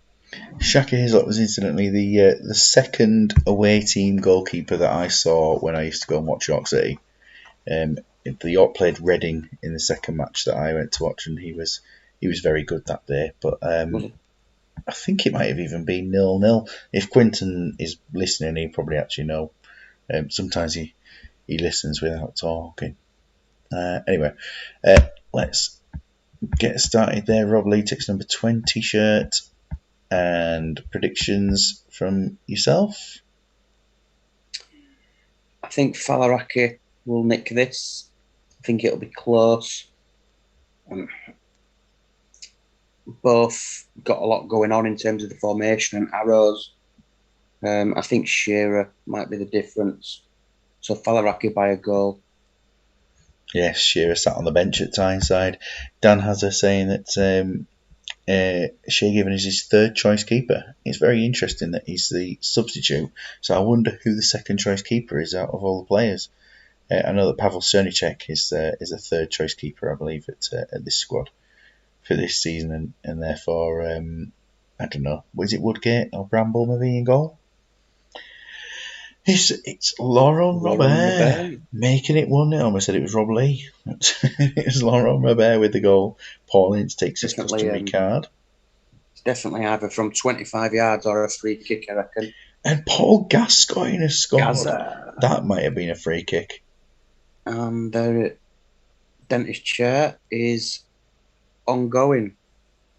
Yes, going to be happening for the rest of the match and the next 25 years. It's quite the game, really. 1-1 at this point. Players from both teams. I mean, you look at it. Falaraki have been the better side in terms of the ratings, but this Southgate and Bramble lucky to be playing professional football with those ratings. Have they got an attacking arrow on Southgate from centre back? Yeah, I think so. Yeah, I think you're right with that. And I think you're always going to get a low rating from 1 or 2 of your centre backs when you're playing 3, especially when the opposition are only playing 1 striker. That's why I don't particularly like playing 3 at the back, to be honest, just because I think it's a bit of a waste. That's why the Badgers, for at least 50% of this season, will be playing 4 at the back. Going for the 4, yeah. So and running fullbacks. Used to piss Tato off more than anything. He loves it. Falaraki, we'll go to Dan Hazard actually. Just I think he's probably going to stick with how it is, but we never know. Typical real life Bramble performance.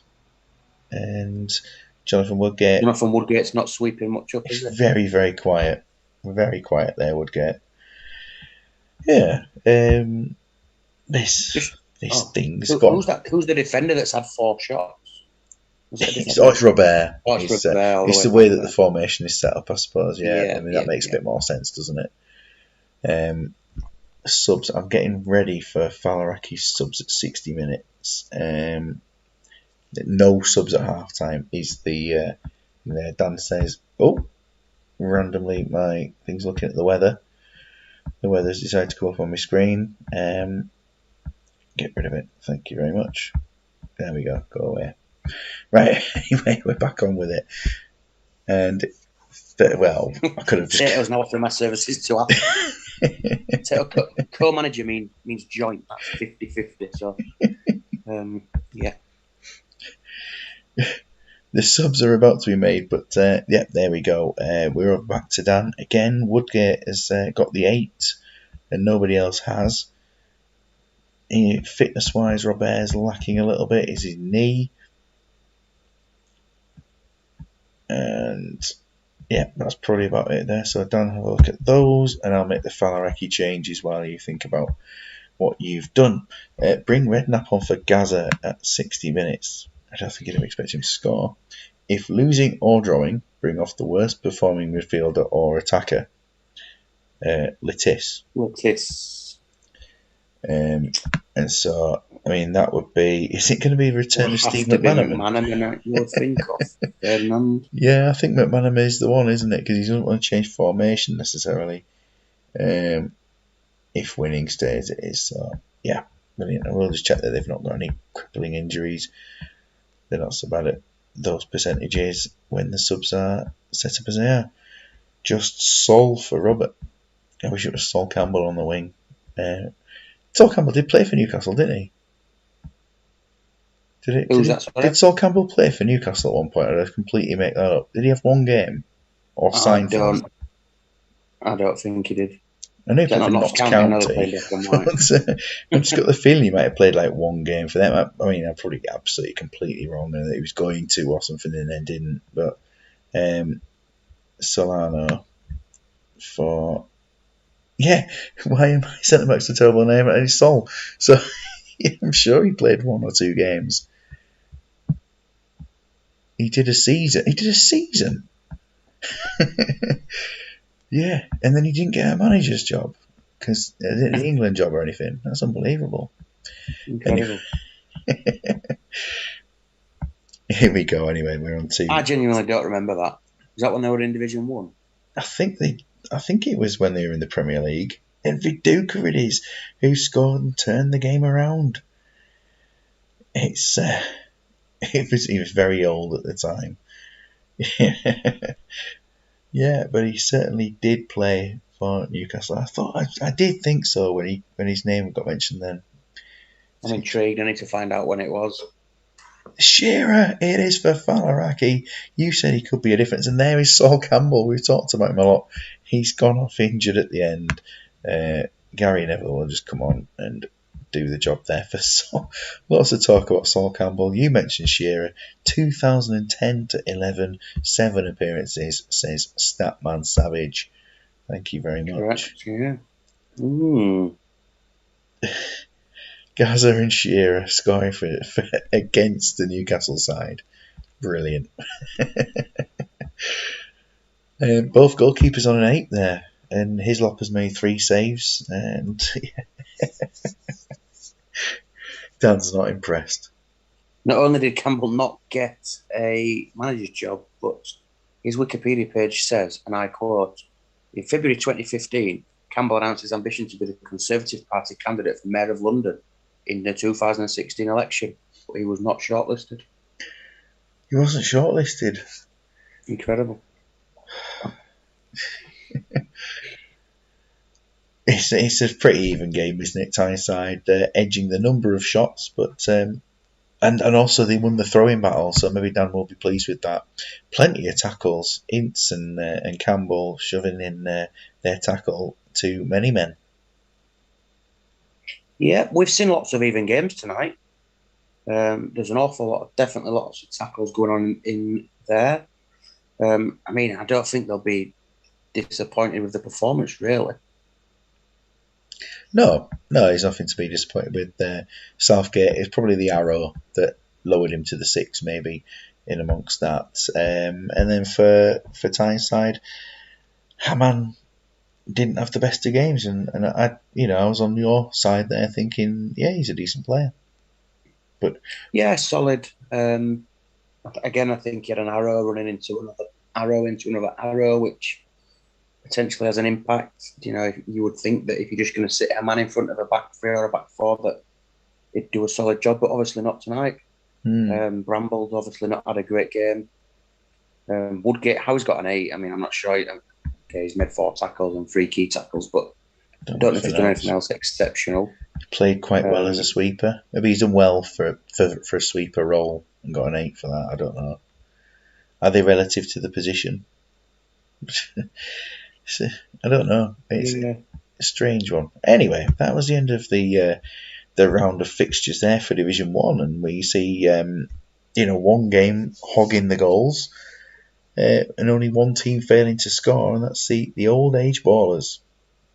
Who was the standout team for you tonight?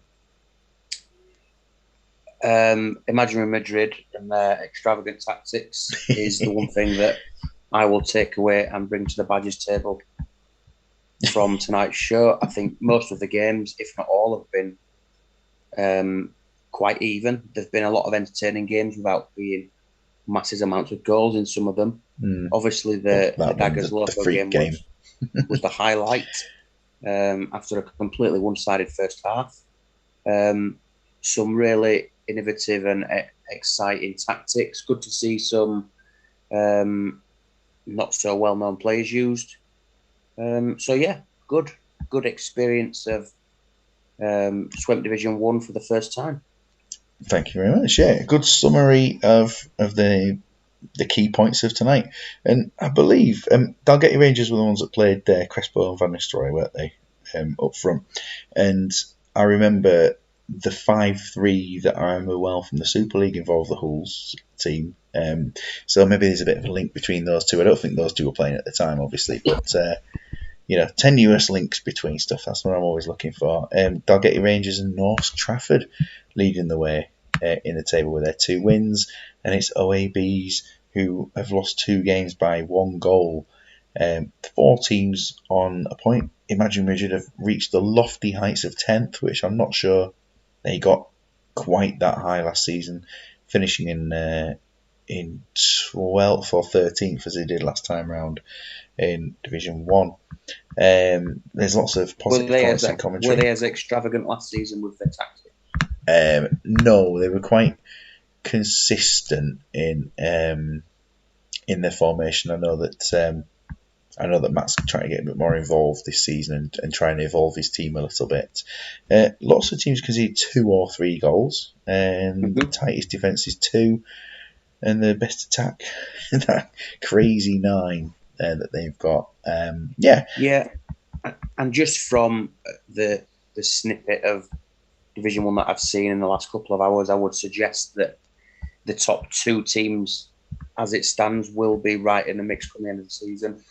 Yeah. Obviously, Daggers have got a great squad, and Trafford are going to be consistent and probably consistent with team selection, consistent with formation.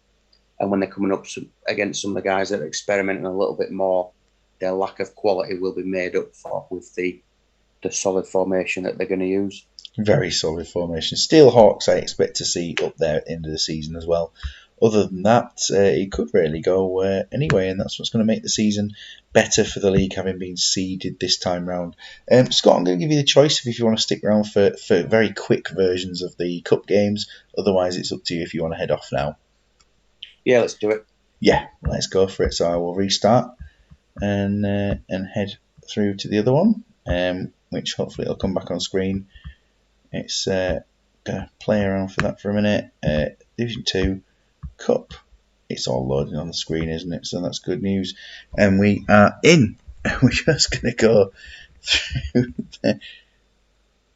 Let's see. Why am I seedy? Or is that not me? Not me. So once we get this badges fixture out of the way, that means, I believe, that I take charge of the next league game. We're beginning with me. Times. Beginning with my team in here. I'm not even going to bother looking at too much stuff here. We've got new players coming in. We've got Michael Preetz. We've got Jaskowiak in midfield. He's a striker. Both the attacking mids are strikers. Sebastian and Burma getting debuts, and Thomas Chihon also receiving a debut in centre back rather than sweeper. Do what you feel with subs. I think I'm going down that line generally in terms of subs. Chihon is going to take the number 13. Burma at 8. I can't remember what I said for Preetz. I'm going to give him 20. Jaskowiak 19. And Sebastian 26. I'm going to go for those ones. I always pick my squad numbers because I'm a fool. Preetz. Because you're the fucking boss. Oh no, other teams have theirs. They can pick their squad numbers. They've picked them. I don't auto everybody. I give them the choice. And Delsbo with their... team featuring some wonderful names such as Sebastian Sandstrom, Alf's playing, and Benny Björklund. That's what they all need. Anyway, on with the show for Megahorse. They've won every cup game against non-league teams in the past by 3 goals. Eigenrauch has gone off early on, and so didn't want to give Jürgen Kohler the game, so Kostajic will come on and play over that side. That is a bit of a blow because Eigenrauch can fill in quite a few positions. See how they get on during this time. Chances coming in. And it is Jörg Alberts with the opening goal. I don't like to have too many ex-Rangers players in my squads, but there he is with the opener. They've hit the post as well. A yellow card for the Harry Cock. And... it's coming close to half time. What's the concept, Dan? Players from the Bundesliga, not necessarily the absolute best ones. Preetz has scored, so there's no Zeriberto. Oh, Delsbo scored. Wow, that's insulting. And another injury, Jaskowiak. I think the concept is how many players can get injured in a match. That's what we're worried about. So, there's one player in the squad from Bundesliga 2, and the rest of them all from the top flight. But there's no Bayern. There's only Kohler from Dortmund, and then there's no Zeriberto, no Penza in the squad either. 2-1 at half time. Well, absolutely thrilling. I wish I was doing this just by recording it myself and controlling it. No, we got. I can't make a third sub at half time, but it's 60 minutes. And it's not Rangers hatred, Steve. It's I was always a Celtic one of the two, and I don't know. You can't really like both. Preetz has come close to scoring again. Ulf Kirsten's having a rest this game. This is definitely much more the reserve team. I mean, I don't have either of my defensive mids in the team here, but I feel like Sebastian, he's probably going to have to come off. So, and I don't have anyone who can play on that side.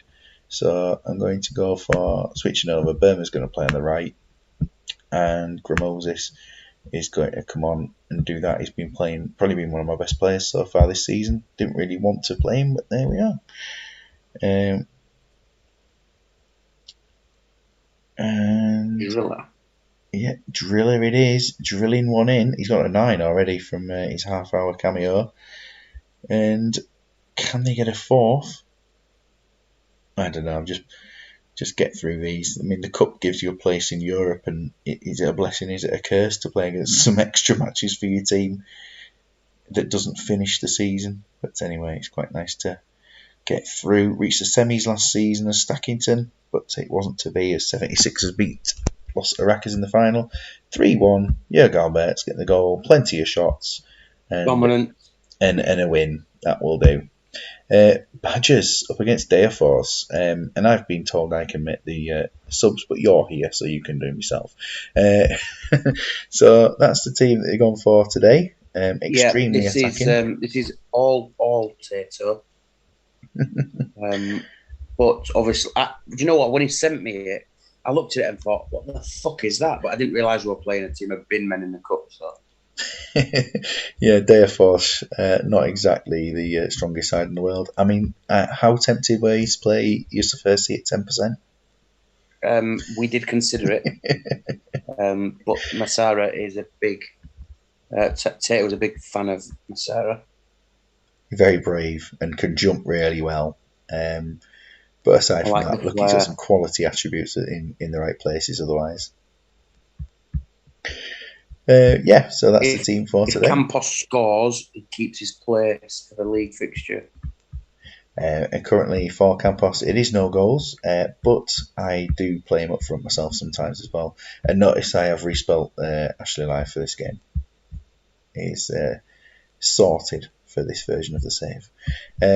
Squad number there autoed here. Robbie Rayside, of course, getting a squad number for the first time. And we head into the match and just check the opposite opponents very quickly. They've got Mikael Martinsen, Henrik Berger. Not that nobody really known there at all, are they? Sometimes you get the odd player you like in other teams. It's Massera who scored the opening goal, and is Scott sticking around for this? It's 2-0. I think he's enjoying it. Harashimovic it is who's got the goal, and too polite to say I'm off to bed. I didn't put you on the spot. Let's be honest, nobody wants to be here. Nobody wants to be here for this. Even Dan doesn't want to even play this shit. If Dan's sticking it out, then I'm here with him. What am I being pedantic about here? I don't know. What have I done? I don't know what I've done. Is that the team that beat Anglais at Deaforce? I don't think it was them, but we'll have to go back to the very first show. The very first Swemp stream when Dangley's got knocked out by a non-league side was extremely interesting. 3 shots on target out of 9. Are you keeping it as it is? Or roll it for now. Yeah, Rayad was down on 92% at kickoff. Macera from a long way out has scored the next goal. Yeah, what is it? I don't understand the pedantry, but Campos with the assist. You're absolutely right there. Great call on that one. And Chilavert has gone off. Now, obviously, Campos is going to have to now go and play in goal. No, he's not. He's not. You're going to play an outfield player in goal? Yeah, I think we are. Yeah, I think. Let's have a look here. Right, I think let's get Lee Young Pyo on for Mane. Yeah.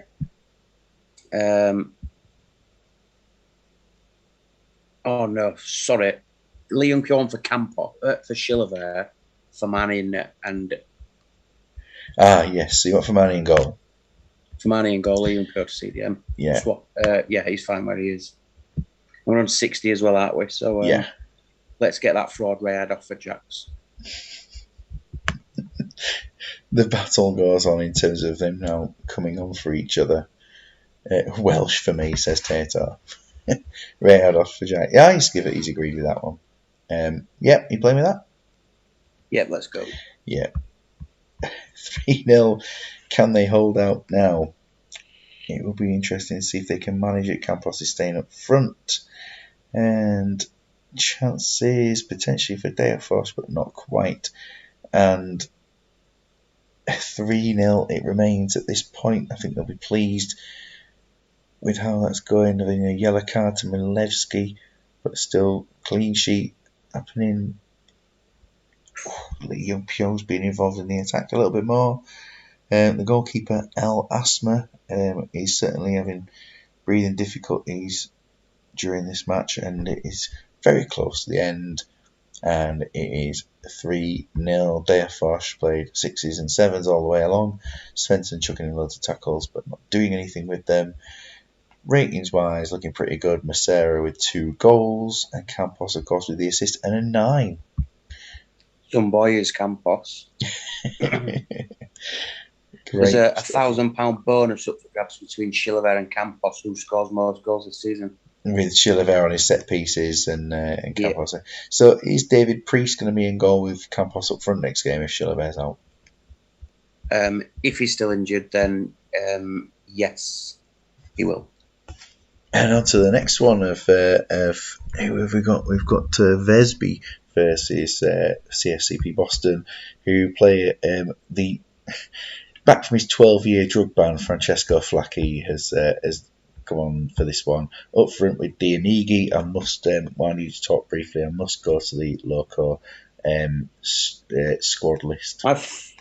I was under the impression that we only saw good players and boring as fuck formations in the first division. And here it is. Greasy. Boring bastard. I'll just pick his squad numbers out for this one for the players he is picking for this game. Do the opposite of what you asked them. Just fucking awful. Let me pick one. I did miss one squad out, and I felt really bad about it. I can't do that. Is there a keeper? There isn't a keeper, is there? Montevino at 21. Dianigi is at 17. Possenzini is number 14. And Luiso takes number 9. There we are. So, Torricelli captaining the team, and Vesby have I don't recognise too many players in there. I think I've seen Krista Strand a couple of times by accident. Yeah, that'll be about it. Anyway, into the game, and this team dominate against other sides. Steve will say he's given the teams good games, and he certainly has given the teams good games, but I mean, this is surely a team that they will just destroy in this one. But they are under pressure.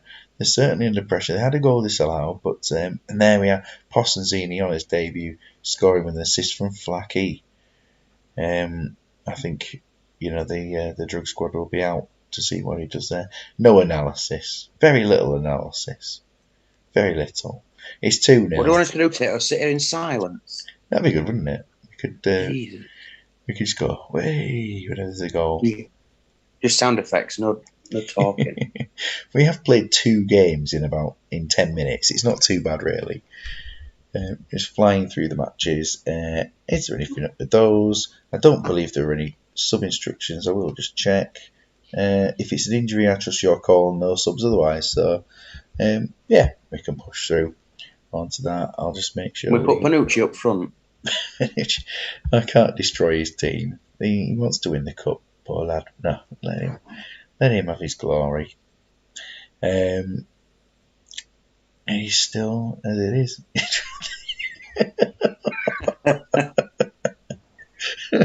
Over Zoom. You are spending too much time with Rob Sloth.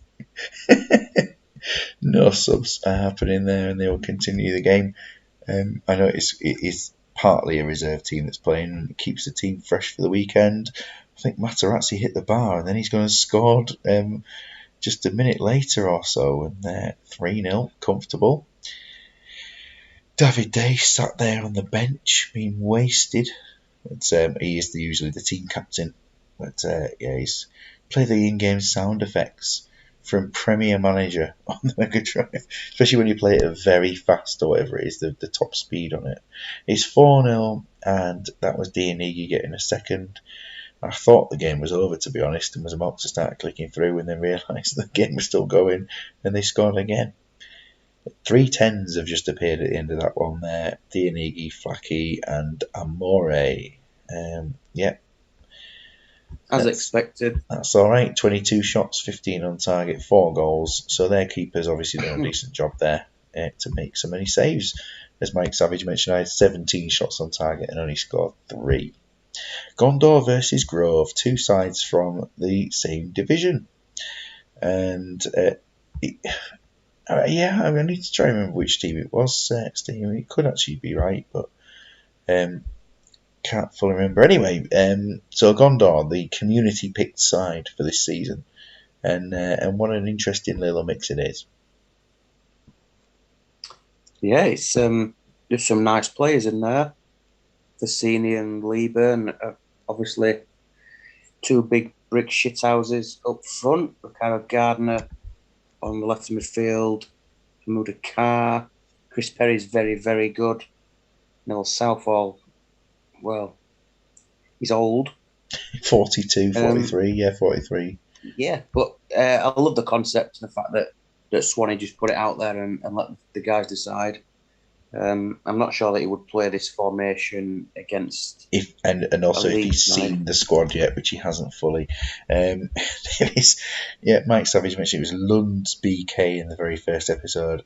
You say it's sad enough to go back and check, but I mean I would have done the same thing. So, in which CM year was there an audio match commentary? Clive Tilsey, 96-97, CM2, 96-97 updates, stuff like Free Kick 2, Manchester United. It was all so robotic and gapped that it was incredible that it was released on the game. Short to the near post. You used to say the same things all the time. And Grove have picked some reserves. He's really not bothered about the cup and has gone for a strange formation that Badgers are proud of because it's extremely similar. The only difference is a centre mid instead of 2 defensive mids. That's Badger singular. the Badger beta. Yeah, some decent players, another wild formation, all the things that you expect from a Swedish Division 2 Cup game. And a squad full of ex-Portsmouth players. So, let's be honest, they've had some fucking good players in the last 20 years, haven't they? They certainly have.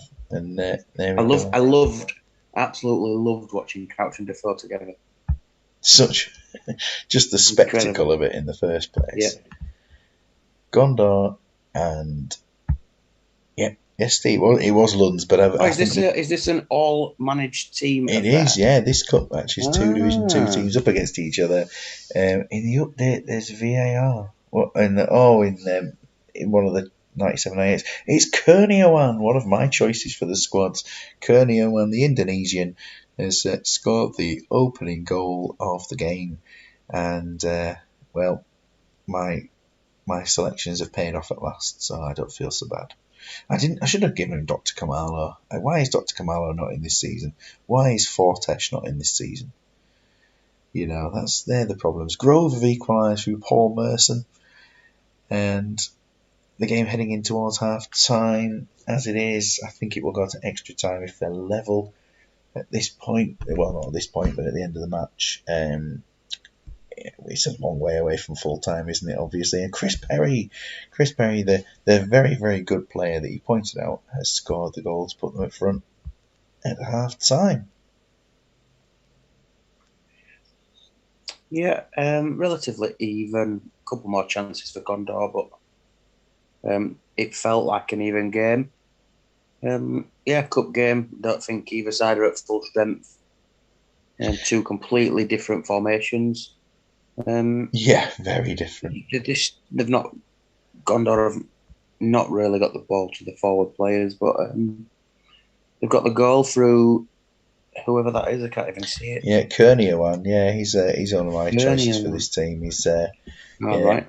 Always been a player I've liked. I've very rarely signed just because of work permit stuff, which is why nowadays I just turn the work permits off. Where's he from? Like Thailand? Indonesia. Close. Yeah, he's very close, geographically compared to say, the difference between here and Indonesia. For Grove, we've got D'Alessandro will probably come off at 60 minutes, but just to protect him. But at this point, Stu isn't bothered about the cup. I don't think Grove were in the cup last season. Only a handful of the sides get in. I think there were 9 teams were actually in the cup this season. Just because when the save starts, it's mid-cup. Right. So it's a bit of a luck of the draw, see if things get in. Because the save needed restarting at one very, very early on. Merson scored to make it 2-2, by the way. Chris Perry, I did realise he scored. That Fifey's team and Dimble's team were both in the cup in the first one, but actually not in it when the save was proper. So apologies to them, but that's just the way it is sometimes. And I think for Gondor, anybody who's playing badly, let's take Carl Lieburn and one other off. So it's going to be Barron. Oh, it's going to be Leon Kelly up front, isn't it? Of course. And who's going to come off to be replaced by Barron, who's just going to play wherever? Gardner. Gardner's going to come off, and Barron it is coming on. There we go. Lovely. Yeah, Barron was a Quinton choice for the team. Found him in the Japanese league, a Brazilian who is quite versatile, you've got to say. So it's D'Alessandro coming off, and it says a right side. Would you just put Berger on the opposite wing? I would put Defoe on and shift Barros out, maybe. Yeah, why not then? I'm happy to do that for that. And if Merson's still fit enough, he'll continue. And it's just a case of preserving. If Matthew Taylor is injured, he will come, because I know he's been a first team player, but he's not. So, cracking on. It's certainly tense. The atmosphere of the teams not wanting to lose, despite what Stu said about his team. It's 2-2 still. Will anybody be lucky enough to get that goal? Both teams have held back subs if extra time's needed, and I think we will certainly make a change. But it's Leon Kelly late on in the game, and I'm not sure whether that was that Barron with an assist. And the two subs combining, they're both on 8s now, and 3-2 to Gondor. Full time. Mega Horse, the master tactician. It was Barron with an assist for, well, no, I certainly wouldn't say that, I produce boring teams these days. Teams that can't do anything other than draw. Yeah. Absolute draw specialist. Although I was happy to come away with the draw, if I'm honest. Yeah. I think before the game I would have been, but then I kind of let it go a little bit. I was in the league, wasn't I, as well? It's in the Kivu run of good games for him. He stopped scoring now, so it's all over. Anyway, Gondor progressed to the next round. We're on Sprungfeld versus Blues, 2 teams in the league as well. not bad to say. We've played, 10 games in 2 hours, so that's pretty good. And we're close to the end now. So Sprungfelt playing a formation that can be described as looking like a house. Love it. The only thing I would say is I'm extremely disappointed not to see Apu. Harold Abu, who he has played the last cup game and got an 8, being swapped out this game. So Mr. Burns and Eddie playing in defence together. But yeah, Björn Karlsson, he got a 10 in his only cup appearance so far, and he's coming on this time to play on the. I think he might be on the opposite wing to last time. And of course, Homer. I like Cuevas. Yes, yeah, Cuevas is he's extremely Exciting. quick. He is. Nelson, there he is. Will he have the last laugh? Anyway, so Keane's in goal, so it's good to see him playing for a team this season after being amazing last season with Stackington, superb goalkeeper there when he replaced Bartes and Costanzo, who conceded 20 goals in 4 matches between them. Anyway, for Blues who last season won the league but have totally restructured their team, and last game were beat 4-1 by Megahorse. I had to shut that one in there. They've made a few changes after the show that they said was certainly not good enough, and go with a few changes. Done well up front. Is this the lower league free transfer? Yes, squad? that's exactly what it is, yeah. Yeah, I like the concept. When me and Tato were talking about what we were going to do this year with the Badgers, before we agreed on sort of players that were sort of personal favourites of ours, we did talk about creating a squad of free transfers, but we thought it was just maybe a little bit boring. And then went ahead and just picked our favourite players. So. And then this team with a lower league impact in it, it's made it a bit less than boring, hasn't it? Really, it's made it pretty decent, and we'll see how they get on for this one. And they with Jamie McQuilkin captaining the team. Mike Savage, did Savage hand over the subs to me for this game? Did he say just give them to let me make the subs? I think he said, yeah, do what you want. And Mr. Burns has scored. That's excellent, isn't it? But Mark Anthony has equalised, and we're certainly given a bit more entertainment. These two teams playing. Carlson has scored again. That's 2 in 2 for him, and he needs an assist. He needs a man of the match. He needs another 10. Can he do it? Blues have not started this season as well as last season, but of course, totally different team, totally different ideas, and it'll be interesting to see how they get on. Sprungfelt, though, have got a wealth of talent, but also an excellent concept on that, and they've got a chance this game if they can hold on to get themselves in the quarterfinal of the cup. Wayne Carlisle, the only yellow card so far. We're at half-time, 2-1, David Day on a 6. That's rare. Yeah, I think for me, he falls into that Costanzo category early on. But again, if I was looking at a save 4 or 5 seasons down the line, he would probably be my backup to Costanzo. Keep them both in there. Yeah, Quinton had him at Fortuna last year. He reached the final round of Player of the Year in the voting because he was that good for a goalkeeper in that season. He was superb. There weren't many keepers who could match that. I think Keane reached the final in the Division 2 Player of the Year quest as well. McQuilkin on 84. Bad or tired at 60 is always their instructions anyway. And at this point, Mike, I am going to make no changes and leave it as your team's in front and nobody's injured. Like Liam Burns a lot. I've got to say, I don't know about Liam Burns. I don't know him at all from the game, I've got to admit. Richie Wellens has equalised. At that point, loves a decent Keane. Does found his level, Swedish Division 2. Someone tell Duggan. Sprungfelt here. Let's have a look at what they're going to do. Bob Peters. Peters is touching his groin. I wonder if he's taking a rake to it. Louis Saha. Saha is an interesting one. His best position is forward right. definitely. His strongest position is that, and no one plays it. So it's just a bit of a strange little quirk of it. And I Danny like Murphy. Zaha. I've had a lot of success with Zaha as a lone striker. Someone I like to pick up with that minimum fee early on. I did take him to Bayern during that 5-year save thing. I took him there and he was pretty good, but he just couldn't get into my team beyond.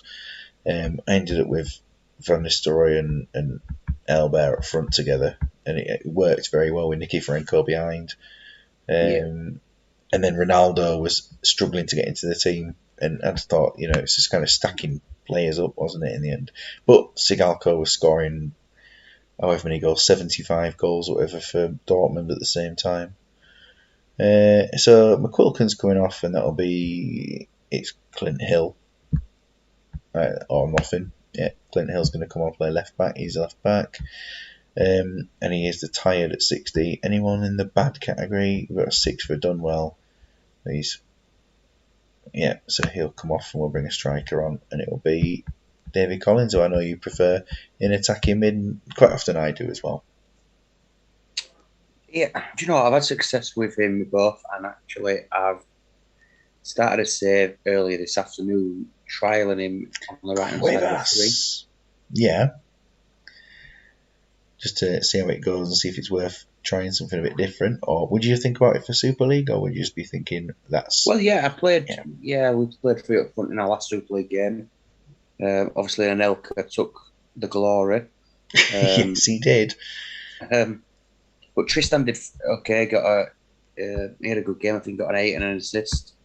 Without going off on a tangent onto Super League, it's fine. We haven't had a great deal of success. We've had attacking midfielders really. So we thought we'd try again without any.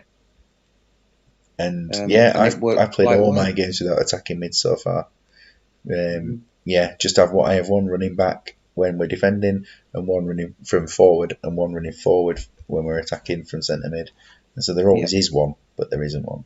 3-2 to Sprungfeld, great result for them during this game, and the winning goal, Nelson Cuevas, man of the match. Carlson did play extremely well yet again. And then that's it for the cup games. So I will click through just very quickly to get to the draw for the next round. So I can just do that now, and then I'm off. Oh no, I won't, because I don't have to. I want to sort that out. So I'm definitely not. I'll need to make sure there's no players from the league being represented in there.